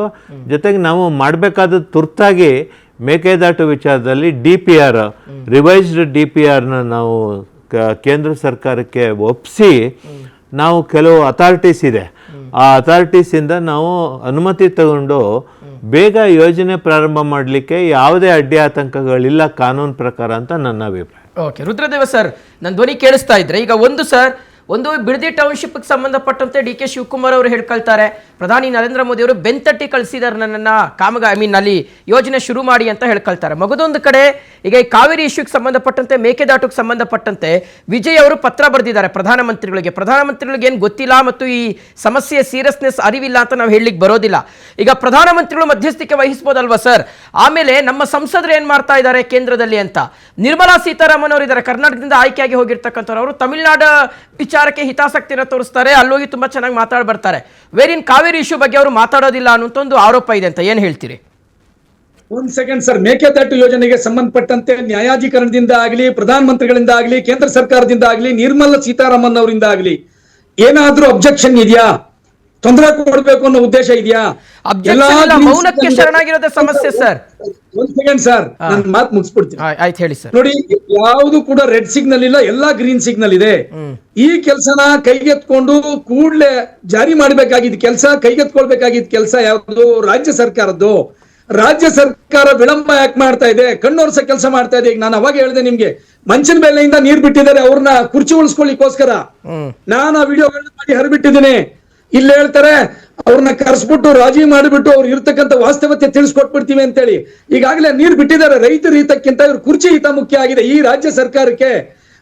ಜೊತೆಗೆ ಹೇಳ್ಬೇಕಂದ್ರೆ ಸನ್ಮಾನ್ಯ ರಾಮಲಿಂಗಾರೆಡ್ಡಿ ಅವರಿಗೆ ಈ ಒಂದು ಖಾತೆಯಲ್ಲಿ ಆಸಕ್ತಿ ಇರಲಿಲ್ಲ. ಅವ್ರು ಖಾತೆ ಕೊಟ್ಟಿದ್ದಾರೆ ಸರ್, ಅವ್ರು ಏನ್ ಮಾಡ್ತಾ ಇದ್ದಾರೆ, ಬೇಕಾಬಿಟ್ಟಿ ಕೆಲಸ ನಿರ್ವಹಣೆ ಮಾಡ್ತಾ ಇದ್ದಾರೆ. ರೈತರ ಹಿತ ಕಾಯ್ಬೇಕು, ಅವ್ರು ವಿಫಲವಾಗಿರೋದು ಪ್ರತಿಯೊಬ್ಬ ರೈತರನ್ನ ವಿಚಾರ ಮಾಡಿ ಗೊತ್ತಿರತಕ್ಕಂತ ವಿಚಾರ ಇದು. ಏನು ಈ ಕಾವೇರಿ ನಿಯಂತ್ರಣ ಸಮಿತಿ ಮುಂದೆ ಅವರು ವರದಿ ಕೊಟ್ಟು ವಾಸ್ತವತೆ ಅರ್ಥ ಮಾಡಿಕೊಳ್ಳೋದ್ರಲ್ಲಿ ವಿಫಲವಾಗಿದ್ದಾರೆ. ನಾನು ಒಟ್ಟಾರೆ ಹೇಳೋದಿಷ್ಟ, ಸನ್ಮಾನ್ಯ ಮುಖ್ಯಮಂತ್ರಿಗಳು ರಾಜಕಾರಣ ಮಾಡೋದನ್ನ ಬಿಟ್ಟು ರಾಜ್ಯದ ರೈತರ ಹಿತ ಕಾಯುವಲ್ಲಿ ವಿಫಲವಾಗಿದ್ದಾರೆ. ಮುಖ್ಯಮಂತ್ರಿ ಸಮೇತ ರಾಮಲಿಂಗಾರೆಡ್ಡಿ ಅವರು ರಾಜೀನಾಮೆ ಕೊಡಬೇಕು. ಕೇಂದ್ರದಿಂದ ಆಗ್ಲಿ, ಸುಪ್ರೀಂ ಕೋರ್ಟ್ ನಿಂದ ಆಗ್ಲಿ, ನಿರ್ಮಲಾ ಈ ಮೇಕೆದಾಟು ಯೋಜನೆ ಆಗ್ಲಿ, ಕಾವೇರಿ ವಿಚಾರದಲ್ಲಿ ಯಾವುದೇ ತೊಂದರೆ ಕೊಡಬೇಕು ಅಂತ ಆಗ್ಲಿ ಮೌನ ಅನ್ನೋದಿಲ್ಲ. ಈಗಾಗಲೇ ರೈತರ ಹಿತ ಕಾಯುವ ನಿಟ್ಟಿನಲ್ಲಿ ತಂಡ ರಚನೆ ಮಾಡಿ ಫೀಲ್ಡ್ ಇಳಿದಿದ್ದೀವಿ, ಬರ ಅಂತ ಘೋಷಣೆ ಮಾಡಿ ಅಂತ ಹೇಳಿದೀವಿ. ಕೇಂದ್ರದ ನರೇಂದ್ರ ಮೋದಿ ಅವರು 140 ಕೋಟಿ ಜನರ ಹಿತ ಕಾಯಲಿಕ್ಕೆ ಬದ್ಧರಾಗಿದ್ದಾರೆ. ನೀವು ಯಾವುದೇ ವಿಚಾರ ಇದ್ರು ಟೀಮ್ ಮಾಡ್ಕೊಂಡೋಗಿ, ಸಂಸದರ ತಂಡ ರಚನೆ ಮಾಡ್ಕೊಂಡೋಗಿ ಅವರಲ್ಲಿ ಕೇಳಿ ಸಂಪೂರ್ಣವಾದಂತ ಸಹಕಾರ ತಗೊಳ್ಬೇಕಾಗಿದ್ದು ಕಾಂಗ್ರೆಸ್ ಬಿಜೆಪಿ ದಳ ಅಂತ ನಾನು ಹೇಳೋದಿಲ್ಲ. ಎಲ್ಲಾ ಸಂಸದರು ಒಟ್ಟಾಗಿ ನಮ್ಮ ರಾಜ್ಯಕ್ಕೆ ಬರಬೇಕಾಗಿದ್ದೇನಿದೆ ತಗೊಂಡ್ ಬನ್ನಿ. ಓಕೆ, ಮುಖ್ಯಮಂತ್ರಿಗಳನ್ನ ಕರೆದು ಸಭೆ ಮಾಡೋದ್ರ ಬದಲು ಹೋಗಿ ಪ್ರಧಾನಮಂತ್ರಿ ಅವರು ಇರ್ಬೋದು, ನೀವು ಹೇಳಿದ್ರಲ್ಲ ಈಗ ಯಾರನ್ನ ಭೇಟಿ ಮಾಡಿ ಏನ್ ಯೋಜನೆಗೆ ಸಹಕಾರ ಬೇಕು ತಗೊಳ್ಳಿ. ಮುಖ್ಯಮಂತ್ರಿಗಳ ಆ ತಂಡವನ್ನು ರಚನೆ ಮಾಡ್ಲಿಕ್ಕೆ ಯಾಕೆ ಪ್ರಯತ್ನ ಮಾಡ್ತಾ ಇಲ್ಲ? ರೈಟ್, ಓಕೆ, ಮಾತಾಡೋಣ ಸರ್. ಇನ್ನು ಒಂದು ಆಲ್ರೆಡಿ ನಮಗೆ ಇನ್ನೇನು ಮುಂಗಾರು ಮುಗಿತಾ ಬಂತು, ಇನ್ನು 1.5 ತಿಂಗಳು 2 ತಿಂಗಳು ಹಾರ್ಡ್ಲಿ ಇರ್ತಕ್ಕಂಥದ್ದು. ಆದರೆ ತಮಿಳ್ನಾಡಿಗೆ ನೆಕ್ಸ್ಟ್ ಶುರುವಾಗುತ್ತೆ ಅಂತ, ಸೆಪ್ಟೆಂಬರ್ ನಂತರ ಅಕ್ಟೋಬರ್ ನಂತರ ಅಲ್ಲಿ ಮಳೆ ಶುರುವಾಗುತ್ತೆ, ಅವ್ರಿಗೆ ಹೆಚ್ಚುವರಿಯಾಗಿ ನೀರು ಸಿಗುತ್ತೆ. ಆದರೆ ನಮಗೆ ಆಲ್ರೆಡಿ ಆ ಇರ್ತಕ್ಕಂಥ ಆಶಾಭಾವನೆಯೇ ಈಗ ಹೋಗಿರ್ತಕ್ಕಂಥದ್ದು. ಸೊ ಹಾಗಾಗಿ ಇದ್ರ ಬಗ್ಗೆ ನಾವು ಚರ್ಚೆ ಮಾಡೋಣ, ಒಂದು ಬ್ರೇಕ್ ಆದ ವೆಲ್ಕಮ್ ಬ್ಯಾಕ್. ಸೊ ವೀಕ್ಷಕರು, ಈ ಕಾವೇರಿ ವಿಚಾರಕ್ಕೆ ಸಂಬಂಧಪಟ್ಟಂತೆ ಪ್ರತಿ ಸಲ ಬಂದನ್ನು ಕರ್ನಾಟಕ ಮಾಡುತ್ತೆ, ನಮಗೆ ಅದರಿಂದ ಲಾಸು, ಆರ್ಥಿಕವಾಗಿ ನಾವೇ ಸಂಕಷ್ಟವನ್ನು ಅನುಭವಿಸಬೇಕಾಗುತ್ತೆ. ಆದರೆ ತಮಿಳುನಾಡಿಗೆ ಅದರಿಂದ ಯಾವುದೇ ರೀತಿಯಾದಂಥ ಸಮಸ್ಯೆ ಇಲ್ಲ. ಎರಡನೆಯದು, ಈ ಮಳೆ ವಿಚಾರಕ್ಕೆ ಸಂಬಂಧಪಟ್ಟಂತೆ ನಮ್ಗೆ ಆಲ್ರೆಡಿ ಮುಂಗಾರು ಮುಗಿಯುವಂಥ ಒಂದು ಹಂತಕ್ಕೆ ಬಂದಿದೆ. ನಮಗೇನು ಎಕ್ಸ್ಪೆಕ್ಟೇಷನ್ ಇಲ್ಲ ಆಗಸ್ಟ್ನಲ್ಲಿ ಎಷ್ಟು ಮಳೆ ಆಗುತ್ತೆ, ಸೆಪ್ಟೆಂಬರ್ನಲ್ಲಿ ಎಷ್ಟು ಮಳೆ ಆಗುತ್ತೆ ಅಂತ ನಾವು ನಿಜಕ್ಕೂ ಹೇಳೋದಕ್ಕಾಗಿದ್ರೆ, ಯಾಕಂದರೆ ಆಲ್ರೆಡಿ ಈ 2 ತಿಂಗಳು ಹಿಂಗೆ ಕಳೆದು ಹೋಗಿದೆ ಬರದಲ್ಲೇ. ಸೊ ಆದರೆ ತಮಿಳ್ನಾಡಿಗೆ ಹಂಗಿಲ್ಲ ಪರಿಸ್ಥಿತಿ. ಆಫ್ಟರ್ ನಮಗೆ ಮಳೆ ಆದಮೇಲೆ ಅವರಿಗೆ ಮುಂಗಾರು ಶುರುವಾಗುವಂಥದ್ದು. ಸೊ ಹಾಗಾಗಿ ಅದು ಎಲ್ಲೋ ಒಂದು ಕಡೆ ತಮಿಳ್ನಾಡಿಗೊಂದು ಆಶಾಭಾವನೆ ಇದೆ, ನೀರು ಸಿಗುತ್ತೆ ಅನ್ನುವಂಥದ್ದು ಅಂತ. ಓಕೆ, ಇದ್ರ ಬಗ್ಗೆ ನಾನು ಮಾತಾಡ್ತೀನಿ. ವಿಜಯ್ ಸರ್, ನನ್ನ ಧ್ವನಿ ಕೇಳಿಸ್ತಾ ಇದ್ರೆ ಏನು ಹೇಳ್ಬೋದು ವಿಚಾರಕ್ಕೆ ಸಂಬಂಧಪಟ್ಟಂತೆ? ಅಂದರೆ ನಮಗೆ ಆಲ್ರೆಡಿ ಮುಂಗಾರು ಮುಗಿತಾ ಬಂತು, ಆದರೆ ತಮಿಳ್ನಾಡಿಗೆ ಇನ್ನೂ ಆ ಎಕ್ಸ್ಪೆಕ್ಟೇಷನ್ ಇದೆ, ಅವ್ರಿಗೊಂದು ಏನೋ ಒಂದು ಬೆಳಕು ಕಾಣಿಸ್ತಾ ಇದೆ ಅಂತ. ಹೌದು ಸರ್, ಇದು ಕರೆಕ್ಟ್ ಸರ್. ಬೇಕಂದ್ರೆ ಅಲ್ಲಿ ನಾರ್ತ್ ಈಸ್ಟ್ ಮಾನ್ಸೂನ್ ಬರುತ್ತೆ ಚಾನ್ಸಸ್ ಇದೆ. ನಮ್ಗಾದ್ರೆ ನಿಜವಾಗ್ಲೂ ಆಲ್ರೆಡಿ ಈಗ ನಾವು ರಿಸೀಡಿಂಗ್ ಮಾನ್ಸೂನ್ ಅಲ್ಲಿ ಇದೀವಿ. ಆಗಸ್ಟ್ ಇಂದ ಏನೋ ಮಾನ್ಸೂನ್ ರಿಸೀಡ್ ಆಗುತ್ತೆ. ಸೊ ಆಲ್ರೆಡಿ ನಾವು ಮುಂಚೆನೆ ಹೇಳ್ದಂಗೆ ಅರೌಂಡ್ 65% ನಾವು ಏನೋ ಕಡಿಮೆಯಲ್ಲಿ ಇದೀವಿ. ಸೊ ನಮಗೆ ಆ ಆಶಾನು ಇಲ್ಲ, ಅಂದ್ರೆ ಮಳೆ ಬರುತ್ತೆ, ಹಿಂಗಾರು ಮಳೆ ನಮ್ಗೆ ಸಿಗೋದು ಬಾರಿ ಕಡಿಮೆ. ಸೊ ಹಾಗಾಗಿ ನಮಗೆ ಆ ಆಪ್ಷನ್ಸ್ ಇಲ್ಲ ಇದೆ. ಸೊ ಹಾಗಾಗಿ ನಾವು ನೀರನ್ನ ಅಟ್ಲೀಸ್ಟ್ ಆ ಕುಡಿಯೋ ನೀರಿಗೆ ನಾವು ಕಾಪಾಡ್ಲೇಬೇಕಾಗಿದೆ. ಅದು ನಮ್ಮ ಆದ್ಯ ಕರ್ತವ್ಯ ಆಗಿದೆ. ನಾವು ಏನೋ ಅಟ್ಲೀಸ್ಟ್ ಅದು ಏನೋ ಲೈಫ್ ಅಂಡ್ ಡೆತ್ ಕ್ವಶನ್ ಆಗಿರೋದ್ರಿಂದ ಆ ನೀರನ್ನ ನಾವು ಏನೇ ಕಾರಣಕ್ಕೂ ಕಾಪಾಡ್ಬೇಕಾಗತ್ತೆ. ಸುಪ್ರೀಂ ಕೋರ್ಟ್ ಆದ್ರೂ ಹೇಳ್ಬೋದು, ಪ್ರೈಮ್ ಮಿನಿಸ್ಟರ್ ಆಫ್ ಇಂಡಿಯಾನಾದ್ರೂ ಹೇಳ್ಬೋದು. ಈಗ ನಮ್ಮ ಜನ ಬದುಕಿದ್ರೆ ತಾನೇ ಇದಾಗೋದು. ಸೊ ಅದನ್ನ ನಾವು ಮಾಡ್ಲೇಬೇಕಾಗತ್ತೆ. ಇನ್ನು ಆಂಟಿಸಿಪೇಷನ್ ಅದು ಬಂದಾಗ, ಇನ್ ಕೇಸ್ ಅದು ಹಿಂಗಾರು ಮಳೆಯಲ್ಲಿ ನಮ್ಗೆ ಏನಾದ್ರು ಎಕ್ಸ್ಟ್ರಾ ಮಳೆ ಆದಾಗ ಅವ್ರಿಗೆ ಬಿಡೋಣ, ಅವ್ರಿಗೆ ಬೇಕಿರೋ ರಿಸರ್ವಾಯರ್ಸ್ ಫಿಲ್ ಮಾಡ್ಬೋದು, ಅದೇ ವಾದ ನಮ್ದು ಇರುತ್ತೆ. ನಾವು ಅದನ್ನ ಆಂಟಿಸಿಪೇಷನ್ ಅಲ್ಲಿ ನಾವಂತೂ ಅವರಿಗೆ ಈಗ ಬಿಡಕ್ ಆಗಲ್ಲ. ನಮ್ಮ ಹತ್ರ ಇರೋದೇ ನಮ್ಮ ಇವತ್ತಿನ ಪರಿಸ್ಥಿತಿಯಲ್ಲಿ ನಮ್ಮ ಜನರಿಗೆ ಬರೀ ಕುಡಿಯಕ್ಕೆ ನೀರು ಎಷ್ಟು ಬೇಕು ಅದನ್ನ ಪೂರೈಸಕ್ಕೂ ಶಾರ್ಟೇಜ್ ಇದೆ ಸರ್. ಆಮೇಲೆ ಒಂದು KRS ಅಲ್ಲಿ ಒಂದು 70% ನೀರಿಗೆ, ಈಗ 4 TMC 15 ದಿನದಲ್ಲಿ 4 TMC ಹೋದ್ರೆ ಆಲ್ಮೋಸ್ಟ್ 70% ನೀರು ಹೋದಂಗಾಗುತ್ತೆ ಸರ್ KRS. ಈಗ ಪರ್ಟಿಕ್ಯುಲರ್ಲಿ ಈಗಿರ್ತಕ್ಕಂಥ ನೀರಿನ ಲೆಕ್ಕ ಹೇಳೋದಾದ್ರೆ ಮಳೆಗಾಲದಲ್ಲಿ ಈ ಪರಿಸ್ಥಿತಿ ಅಂದ್ರೆ ಇನ್ನು ಬೇಸಿಗೆದಲ್ಲಿ ಪರಿಸ್ಥಿತಿ ಇನ್ನೇನಾಗಿ ಆಗ್ಬಹುದು ಅನ್ನೋದು ಸರ್ ಭಯ ಆಗ್ತಾ ಇದೆ. ಈ ಸತಿ ಬೇಸಿಗೆಯಲ್ಲಿ ತುಂಬಾನೇ ಪ್ರಾಬ್ಲಮ್ ಇದೆ. ಯಾಕೆ ಅಂದ್ರೆ ಬೆಂಗಳೂರಲ್ಲಿ 40% ನಾವು ಬೋರ್ವೆಲ್ ಆಧಾರಿತವಾಗಿದ್ದೀವಿ. ಈ ಸತಿ ಮಳೆ ಕಡಿಮೆ ಆಗಿರೋದ್ರಿಂದ ಬೋರ್ವೆಲ್ಗಳು ರೀಚಾರ್ಜ್ ಆಗಿಲ್ಲ. ಸೊ ಹಾಗಾಗಿ ನಾವು ಏನಾಗುತ್ತೆ, ನಾವು ಏನೇ ಕಾವೇರಿಯಿಂದ ನಮ್ಗೆ ನೀರು ಅಕಸ್ಮಾತ್ ಸೆಕೆಂಡ್ ಹಾಫ್ ಅಲ್ಲಿ ಬಂದ್ರು ರೀಚಾರ್ಜ್ ಆಗ್ದಲ್ಲ ಇದ್ರೆ ಬೋರ್ವೆಲ್ಗಳು ಒಣಗೋದ್ರೆ ಅವಾಗ ನಿಮ್ಗೆ ಗೊತ್ತಿರ್ಬೋದು, ಬ್ಯಾಂಗ್ಳೂರಿನ ಈಸ್ಟ್ ಭಾಗದಲ್ಲಿ ಕೋರ್ಮಂಗ್ಲಾ ಆ ಕಡೆ ಎಲ್ಲಾ ಏರಿಯಾಸ್ ಬರೀ ಬೋರ್ವೆಲ್ ಆಧಾರಿತವಾಗಿದೆ, ವೈಟ್ ಫೀಲ್ಡ್ ಎಲ್ಲ. ಸೊ ಆ ನೀರಿಗೂ ತೊಂದರೆ ಇದೆ. ನಾವು ಬರೀ ಕಾವೇರಿ ನೀರು ಯೋಚನೆ ಮಾಡ್ತಾ ಇದೀವಿ ಕುಡಿಯೋ ನೀರಿಗೆ ಅಂತ, ಬಟ್ ನಾವು ಈ ಬೋರ್ವೆಲ್ಗಳನ್ನು ಒಣಗೋಗಿದೆ. ಇದು ಒಂದು ದೊಡ್ಡ ಸಮಸ್ಯೆ ಆಗುತ್ತೆ ನಮ್ಗೆ ಈ ವರ್ಷ. ಸೊ ಹಾಗಾಗಿ ನಾವು ಏನಾಗತ್ತೆ, ನಾವು ಕರೆಕ್ಟ್ ಆಗಿ ನಾವು ನಮ್ಮ ವಾದವನ್ನು ಮಂಡನೆ ಮಾಡ್ಲೇಬೇಕಾಗತ್ತೆ. ಅವ್ರು ಏನೇ ತೀರ್ಪು ಏನೇ ಕೊಟ್ರು ಎಟ್ the end of the day ನಮ್ಮ ಅಳಿವು ಇರೋದ್ರಿಂದ ಯಾವುದೇ ತೀರ್ಪನ್ನ ಅವರು ಮಾನವೀಯತೆಯಿಂದ ಪ್ರಾಕ್ಟಿಕಲ್ ಇದ್ರಲ್ಲಿ ಕೊಟ್ರೆ ಮಾತ್ರ ಅದನ್ನ ಸ್ವೀಕರಿಸಕ್ಕಾಗತ್ತೆ, ಇಲ್ಲರ ಆಗಲ್ಲ. ಬಟ್ ನಂದು ಒಂದು ಸಲಹೆ ಏನಂದ್ರೆ, ಇದೊಂದು ನಮ್ಗೆ ಏನೋ ವಾರ್ನಿಂಗ್ ಬೆಲ್ ತರ ನಾವು ಮುಂದಿನ ದಿನಗಳಲ್ಲಿ ಈ ತರ ಪ್ರಾಬ್ಲಮ್ ಆಗ್ದಂಗೆ ವರ್ಷ ಒಂದ್ 3-4 ವರ್ಷಕ್ಕೆ ಈ ತರ ಪ್ರಾಬ್ಲಮ್ ಆದಂಗೆ ಇದನ್ನ ಒಂದು ಪರ್ಮನೆಂಟ್ ಸೊಲ್ಯೂಷನ್ ಆಗಿ ಎಲ್ಲಾ ಏನೋ ಬುದ್ಧಿಜೀವಿಗಳು, ಪೊಲಿಟಿಷಿಯನ್ಸ್, ಏನೋ ಬ್ಯೂರೋಕ್ರಾಟ್ಸ್ ಇವರೆಲ್ಲರೂ ಸೇರ್ಕೊಂಡು ಇದನ್ನ ಒಂದು ಪರ್ಮನೆಂಟ್ ಸೊಲ್ಯೂಷನ್ ತಗೋಬೇಕಾಗತ್ತೆ. ವರ್ಷ ಸರ್ ಏನು ಅಂದ್ರೆ ಸರ್, ಈಗ ನಮ್ಮ ದೇಶದ ಒಂದಷ್ಟು ಸಮಸ್ಯೆಗಳು ಬಹಳಷ್ಟು ಸೀರಿಯಸ್ ಆಗಿದ್ದಂಥ ಸಮಸ್ಯೆಗಳು, ಅದಕ್ಕೆ ಪರಿಹಾರನೇ ಸಿಗೋದಿಲ್ವೇನೋ ಅಂತ ತುಂಬಾ ತಲೆತಲಾಂತರದಿಂದ ಆ ಸಮಸ್ಯೆ ನೋಡ್ಕೊಂಡ್ ಬಂದಂಥವ್ರಿಗೆ ಪರಿಹಾರ ಸಿಕ್ಬಿಡ್ತು. ಪ್ರಧಾನಿ ನರೇಂದ್ರ ಮೋದಿ ಅದಕ್ಕೇನೋ ಒಂದು ಉತ್ತರವನ್ನ ಕೊಡುವಂತ ಒಂದು ಕೆಲಸ ಮಾಡ್ಬಿಟ್ರು. ಕಾವೇರಿ ಇಶ್ಯೂಗೆ ಯಾಕೆ ಆಗ್ತಾ ಇಲ್ಲ ಅನ್ನೋದು ಸರ್? ಅಲ್ಲ, ಅದು ಏನ್ ಗೊತ್ತಾ, ನಂಗೆ ಇದು ಹೇಳಲಿಕ್ಕೆ ತುಂಬಾ ಬೇಜಾರಾಗತ್ತೆ. ಇದೆಲ್ಲ ಇದು ಅದು ಪರ್ಮನೆಂಟ್ ಆಗಿ ನಡೀತಾ ಇರ್ಬೇಕು. ಅಲ್ಲಿ ಕೆಲವರು ಅವ್ರು ಬೇಡ ಬೇಯಿಸ್ಕೊಳ್ಳುವಂತ ಸನ್ನಿವೇಶದಲ್ಲಿ ಅದಕ್ಕೆ ಪರ್ಮನೆಂಟ್ ಸೊಲ್ಯೂಷನ್ ಬೇಡ. ಅದಕ್ಕೆ ಅದು ಇರ್ಬೇಕು, ಅವಾಗ್ಲೇ ಅದಕ್ಕೆ ಒಂದು ಇದು ಅಂತ ಅನ್ಕೊಂಡಿದೆ. ಇದನ್ನೆಲ್ಲ ಈಗ ಜನರ ಹಿತಾಸಕ್ತಿ ನಮಗೆ ಅತಿ ಅದೇ ಮೇನ್ ಇರ್ಬೇಕು. ಯಾವ್ದೇ ಪಾರ್ಟಿ ಇರ್ಬೋದು, ಯಾವ್ದೇ ಪೊಲಿಟಿಷಿಯನ್ ಇರ್ಬೋದು, ಬ್ಯೂರೋಕ್ರಾಟ್ಸ್ ಇರ್ಬೋದು, ಯಾವ್ದೇ ರಾಜ್ಯ ಇರ್ಬೋದು, ಜನರ ಹಿತಾಸಕ್ತಿನ ನಾವು ಮುಂದಿಟ್ಕೊಂಡ್ಬಿಟ್ಟು ನಾವು ಮುಂದಿನ ದಿನಗಳಲ್ಲಿ, ಮುಂದಿನ ಪೀಳಿಗೆಯಲ್ಲಿ ಆಗ್ದಲ್ಲೇ ಇರುವಂತ ಪ್ರಾಬ್ಲಮ್ಸ್ ಗಳನ್ನ ಕರೆಕ್ಟ್ ಆಗಿ ಸೈಂಟಿಫಿಕ್ ಆಗಿ ಅದನ್ನ ಒಂದು ಕಮಿಟಿ ಮಾಡ್ಕೊಂಡ್ಬಿಟ್ಟು ನಾವು ಅದನ್ನ ಹೇಗ್ ಕಾಪಾಡ್ಬೋದು, ನಮ್ಮ ಅಂತರ್ಜಲಗಳನ್ನ ಅಲ್ಲಿ ಪುನಶ್ಚೇತ ಮಾಡ್ಕೊಂಡ್ರೆ ನಾವು ಉಳಿಬಹುದು. ಬ್ಯಾಂಗ್ಳೂರಲ್ಲಿ ನಾವು ಪುನಶ್ಚೇತನಗಳಿಗೆ ಅವಕಾಶಗಳನ್ನು ಕರೆಕ್ಟ್ ಆಗಿ ಮಾಡ್ಕೊಂಡ್ರೆ ನಾವು ಉಳಿಗಲ್ಲ ಇದೆ ಮುಂದೆ. ಇಲ್ಲ ಅಂದ್ರೆ ಇದು ಎಫೆಕ್ಟ್ ಇನ್ನು ಮುಂದೆ 4 ವರ್ಷ ಅಂತ ಹೇಳ್ತಾರೆ. ಸೊ 4 ವರ್ಷ ಇದೇ ತರ ಸತತವಾಗಿ ನಾವು ಬರೀ ಅದ್ರಲ್ಲೇ ನಾವು ನಮ್ಮ ಟೈಮ್ ಅನ್ನ ಇದು ಮಾಡ್ತಾ ಇದ್ರೆ ಹೇಗೆ ನಾವು ಮುಂದೆ ಮುಂದುವರಿಯೋದಾದ್ರೂ ಹೆಂಗೆ, ನಮ್ಮ ರೈತರುಗಳು ಬದುಕೋದಾದ್ರೂ ಹೆಂಗೆ? ಸೊ ಅದಕ್ಕೆ ಏನ್ ಬೇಕು ಆ ವ್ಯವಸ್ಥೆಗಳನ್ನ ಇವತ್ತು ಏನಾಗುತ್ತೆ, ನಮಗೆ ನೀರ್ ಬಂದ ತಕ್ಷಣ ಇದನ್ನೆಲ್ಲ ಮರ್ತೋಗ್ತೀವಿ ನಾವು. ಮತ್ತೆ ನೀರ್ ಇದ್ದಾಗ ಮಾತ್ರ ಮಾಡ್ತೀವಿ. ಅದೇ ಪ್ರಾಬ್ಲಮ್ ಆಗಿರೋದು. ಯುದ್ಧ ಕಾಲ ಶಸ್ತ್ರ ಆ ಒಂದು ಕೆಟ್ಟ ಧೋರಣೆ. ಇಂಥ ಸಂದರ್ಭಗಳಲ್ಲೇ ಈ ನೀರಾವರಿ ಯೋಜನೆಗೆ ಸಂಬಂಧಪಟ್ಟಂತ ಚರ್ಚೆ ಆಗೋದು. ಈಗ ಎತ್ತಿನಹೊಳೆ ಯೋಜನೆ ಏನಾಗಿದೆ ಅನ್ನೋದು ನಾವು ಇದ್ರ ಬಗ್ಗೆ ಈಗ ಈ ಸಂದರ್ಭದಲ್ಲೇ ಚರ್ಚೆ ಮಾಡಕ್ಕಾಗುತ್ತೆ. ಆಮೇಲೆ ನಾವು ಮರ್ತು ಹೋಗ್ತೀವಿ ಅಂತ, ಹಂಗೆ ಇರ್ತಾರೆ ಅಂತ. ಹೌದು, ಯಾಕಂದ್ರೆ ನಮಗೆ ಏನು ಈಗ ಕೂತ್ಕೊಂಡ್ಬಿಟ್ಟು ಅದನ್ನ ಕರೆಕ್ಟ್ ಆಗಿ ಅನಲೈಸ್ ಮಾಡಿ ಕರೆಕ್ಟ್ ಆಗಿ ನಾವ್ ಏನ್ ಮಾಡ್ಬೇಕು, ಇದರಲ್ಲಿ ರಾಜಕೀಯ ಬಿಡ್ಬೇಕು, ಯಾವುದೇ ಇದಿರ್ಬಾರ್ದು. ಜನರ ಹಿತಾಸಕ್ತಿನೇ ಮೂಲಭೂತವಾದ ಕರ್ತವ್ಯ ಅಂತ ಅನ್ಕೊಂಡ್ಬಿಟ್ಟು ಎಲ್ಲರೂ ಕೂತ್ಕೋಬೇಕು. ಎಲ್ಲರೂ ಕೂತ್ಕೊಂಡು ಅವ್ರವ್ರ ಸಲಹೆ ಕೊಟ್ಟು ಇದೊಂದು ಗಂಟೆ ನಾನು ಹೇಳ್ತಾ ಇದ್ದೀನಲ್ಲ, ವಾರ್ನಿಂಗ್ ಬೆಲ್. ಇವತ್ತು ನಾವು ಎಚ್ಚೆತ್ಕೊಳ್ತಿದ್ರೆ ಇದು ಈ ಸಮಸ್ಯೆ ನಾವು ಇವತ್ತು ಮಾತಾಡ್ತಾ ಇದೀವಿ, ಮುಂದಿನ ವರ್ಷನೂ ಇದೇ ಡಿಬೇಟ್ ನಾವು ಮಾಡ್ತಾ ಇರ್ತೀವಿ. ಸೊ ಇದಕ್ಕೆ ಎಂಡೇ ಇಲ್ಲ. ಮಾತಾಡ್ತೀನಿ ಸರ್. ಇರ್ಷದ್ ಸರ್, ಈಗ ಒಂದು ರಾಜ್ಯ ಕಾಂಗ್ರೆಸ್, ವಿಜಯ್ ಸರ್ ಬಂದೆ. ಇರ್ಷದ್ ಸರ್, ಈಗ ಕಾಂಗ್ರೆಸ್ ಮೇಲೆ ಜಾಸ್ತಿ ಒತ್ತಡ ಇದೆ ಅಂತ. ಯಾಕೆಂದ್ರೆ ಒಂದು ಡಿ.ಕೆ. ಶಿವಕುಮಾರ್ ಅವರಾಗಿರ್ಬೋದು, ವಿಜಯ್ ಅವರಾಗಿರ್ಬೋದು, ಬಹಳ ಆಕ್ಟಿವ್ ಆಗಿರ್ತಕ್ಕಂಥ ನಾಯಕರು ಅಂತ. ಏನೋ ಒಂದು ಮಾಡಬೇಕು ಅವರ ರಾಜ್ಯಕ್ಕೆ ಅನ್ನೋಂಥೊಂದು ಆ ಒಂದು ಉತ್ಸಾಹವನ್ನು ಇಟ್ಕೊಂಡಿರ್ತಕ್ಕಂಥ ನಾಯಕರು. ಆದರೆ ವಿಜಯ್ ಅವರು ಅಥವಾ ವಿಜಯ್ ಅವರು ಅನ್ನೋದಕ್ಕಿಂತ ತಮಿಳುನಾಡಿನ ಅಲ್ಲಿ ಆಡಳಿತ ನಡೆಸುವಂತಹ ನಾಯಕರು ಹಿತ್ತಾಳೆ ಕಿವಿ ಆಗ್ತಾ ಇದ್ದಾರೆ. ಅಲ್ಲಿನ ರಾಜಕಾರಣಿಗಳ ಮಾತನ್ನು ಕೇಳಿಕೊಂಡು, ಅಲ್ಲಿನ ಹೋರಾಟಗಾರರ ಮಾತನ್ನು ಕೇಳಿಕೊಂಡು ಅವ್ರು ಎಲ್ಲೋ ಒಂದು ಕಡೆ ರಾಜಕಾರಣ ಮಾಡ್ತಾ ಇದ್ದಾರೆ ಅನ್ನುವಂಥದ್ದು. ಈಗ ರಾಜ್ಯ ಕಾಂಗ್ರೆಸ್ ಮೇಲೆ ಒತ್ತಡ ಯಾಕಿದೆ, ಡಿ.ಕೆ. ಶಿವಕುಮಾರ್ ಅವರ ಮೇಲೆ ಒತ್ತಡ ಯಾಕಿದೆ ಅಂದರೆ ಅಲ್ಲಿ ಇರ್ತಕ್ಕಂಥ ಟಿ.ವಿ.ಕೆ. ಸರ್ಕಾರ ಜೊತೆಗೆ ಕಾಂಗ್ರೆಸ್ ಭಾಗವಾಗಿರ್ತಕ್ಕಂಥ ಹಿನ್ನೆಲೆಯಲ್ಲಿ. ಸೊ ಎಲ್ಲೋ ಒಂದು ಕಡೆ 3ನೇ ತಾರೀಕು ನಡೆಯುವಂಥ ಒಂದು ಸಭೆ ಏನಿದೆ, ಅದ್ರ ಮೇಲೆ ಡಿ.ಕೆ. ಶಿವಕುಮಾರ್ ಅವರ ಮೇಲೆ ರಾಜ್ಯದ ಜನರು ಎಕ್ಸ್ಪೆಕ್ಟೇಷನ್ ಇಟ್ಕೊಂಡಿದ್ದಾರೆ. ಅದನ್ನು ಯಾವ ರೀತಿಗೆ ನಿಭಾಯಿಸ್ತಾರೆ? ನೋಡಿ, ಮಾನ್ಯ ಡಿ.ಕೆ. ಶಿವಕುಮಾರ್ ಅವರು ಒಂದು ಸುದೀರ್ಘವಾದಂತಹ ಒಂದು ಅನುಭವ ಅವ್ರಿಗೆ. ಯಾಕಂದರೆ ಮಾನ್ಯ ಬಂಗಾರಪ್ಪನವರು ಸುಗ್ರೀವಾಜ್ಞೆ ತಂದಂತಹ ಆ ಕ್ಯಾಬಿನೆಟ್ನಲ್ಲೂ ಅವ್ರು ಮೆಂಬರ್ ಆಗಿದ್ದರು. ಆಮೇಲೆ ಮಾನ್ಯ ಎಸ್.ಎಂ. ಕೃಷ್ಣ ಅವರು ಪಾದಯಾತ್ರೆ ಮಾಡೋದು ಮುಖಾಂತರ ಬೆಂಗಳೂರಿಂದ ಮಂಡ್ಯಗೆ, ಅದೇನು ಬರಗಾಲದ ಪರಿಸ್ಥಿತಿ ಇತ್ತು, ಕಂಟಿನ್ಯೂ 3 ವರ್ಷ ಬರಗಾಲ ಇತ್ತು, ಅಂಥ ಒಂದು ಸಂದರ್ಭವನ್ನು ಅವರು ಭಾಳ ಹತ್ತಿರದಿಂದ ನೋಡಿದ್ದಾರೆ.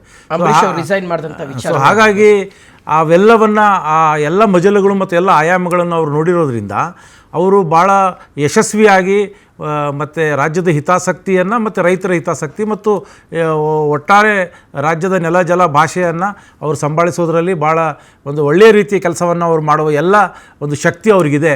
ಸೊ ಹಾಗಾಗಿ 3ನೇ ತಾರೀಕಿನ ಸಭೆ ಭಾಳ ಯಶಸ್ವಿ ಆಗುತ್ತೆ ಅಂತ ನಾವು ನಂಬ್ಕೊಂಡಿದ್ದೀವಿ. ಓಕೆ, ಒಂದು ಡಿ.ಕೆ. ಶಿವಕುಮಾರ್ ಅವರ ಒಂದು ನಡೆ ಏನಿದೆಯಲ್ಲ, ಅವರೇ ಫಸ್ಟ್ ಸ್ಟೆಪ್ ಇಟ್ಟು ತಮಿಳುನಾಡಿನ ಸಿ.ಎಂ.ಗೆ ಲೆಟ್ರ್ ಬರೆದಂಥದ್ದು, ಬನ್ನಿ ಚರ್ಚೆಗೆ ಬನ್ನಿ ಅಂತ ಕರೆದಿರ್ತಕ್ಕಂಥದ್ದು, ಎಲ್ಲೋ ಒಂದು ಕಡೆ ನಾವು ಸ್ವಾಗತ ಮಾಡಬಹುದು ಅಂತ.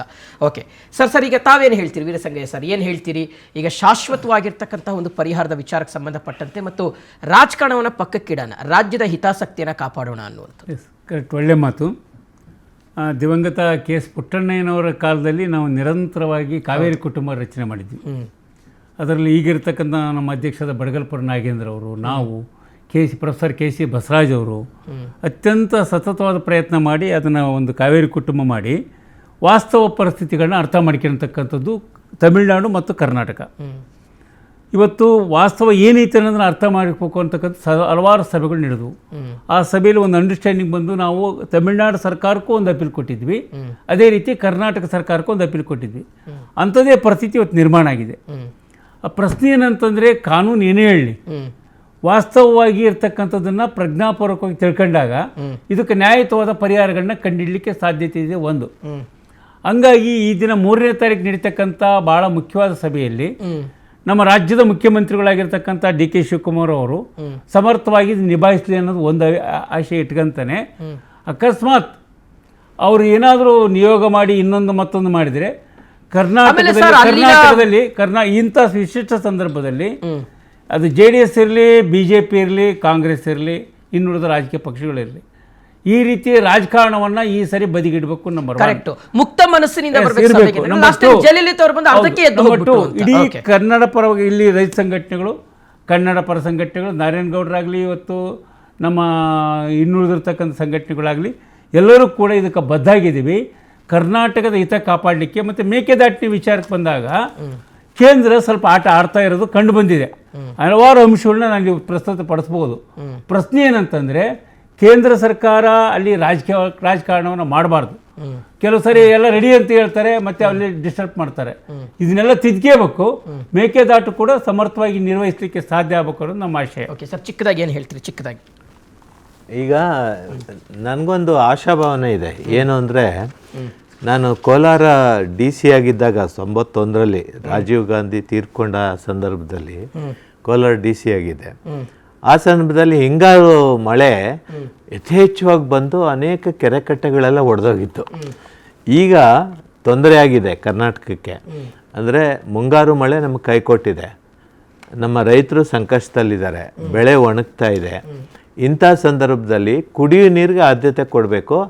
ಅದರಿಂದಾಗಿ ಈಗಿರುವ ಸಂಗ್ರಹವಾಗಿರುವ ನೀರನ್ನು ಕುಡಿಯುವ ನೀರಿನ ಆದ್ಯತೆ ಮೇಲೆ ತಮಿಳುನಾಡು ಮತ್ತು ಕರ್ನಾಟಕ ಹಂಚಿಕೊಂಡು, ಯಾಕೆಂದರೆ ತಮಿಳುನಾಡಿಗೆ ಇನ್ನೂ ಅವಕಾಶ ಇದೆ ಹಿಂಗಾರಿ ಬೆಳೆ ಬೆಳೆಯೋದಕ್ಕೆ. ಕರ್ನಾಟಕದ ಮುಂಗಾರಿ ಫೇಲ್ ಆಯಿತು. ಹಾಗಾಗಿ ಮುಂದೆ ಕುಡಿಯುವ ನೀರಿಗೆ ಆದ್ಯತೆ ಕೊಟ್ಟು ಬೆಳೆಗಳಿಗೆ ಮುಂದಿನ ಮಳೆಯ ಪ್ರಮಾಣ, ನೀರಿನ ಸಂಗ್ರಹ ನೋಡಿಕೊಂಡು ತೀರ್ಮಾನ ಮಾಡ್ಬೋದು. Okay, yes sir, thank you sir. ಇಷ್ಟೊತ್ತು ಚರ್ಚೆಯಲ್ಲಿ ಭಾಗವಹಿಸಿದ್ದಕ್ಕೆ ಇನ್ನಿಬ್ಬರಿಗೂ sir thank you. Rudradeva sir thank you ಚರ್ಚೆಯಲ್ಲಿ ಭಾಗವಹಿಸಿದ್ದಕ್ಕೆ. And Vijay sir thank you. Okay ವೀಕ್ಷಕರೇ, ಆಗಸ್ಟ್ 3ನೇ ತಾರೀಕು ಸಭೆ ಇದೆ. ಅಟ್ಲೀಸ್ಟ್ ಆ ಸಭೆ ಮೇಲೆ ಸಾಕಷ್ಟು ನಿರೀಕ್ಷೆ ಇದೆ. ಏನೋ ಒಂದು ಮಾಡ್ತಾರೆ ಎರಡೂ ರಾಜ್ಯದ ಮುಖ್ಯಮಂತ್ರಿಗಳು ಅನ್ನುವ ಒಂದು ವಿಶ್ವಾಸ ಇದೆ. ಅದಾಗಲಿ ಅಂತ ನಾವು ಸಹ ಆಶಯವನ್ನು ವ್ಯಕ್ತಪಡಿಸ್ತಾ ಒಂದು ಕಾರ್ಯಕ್ರಮ ಮುಗಿಸ್ತಾ ಇದ್ದೀವಿ. ನೋಡ್ತಾ ಇರಿ PNS ವಿಸ್ತಾರ ನ್ಯೂಸ್. ಇದು ನೇರ, ನಿಖರ, ಜನಪರ.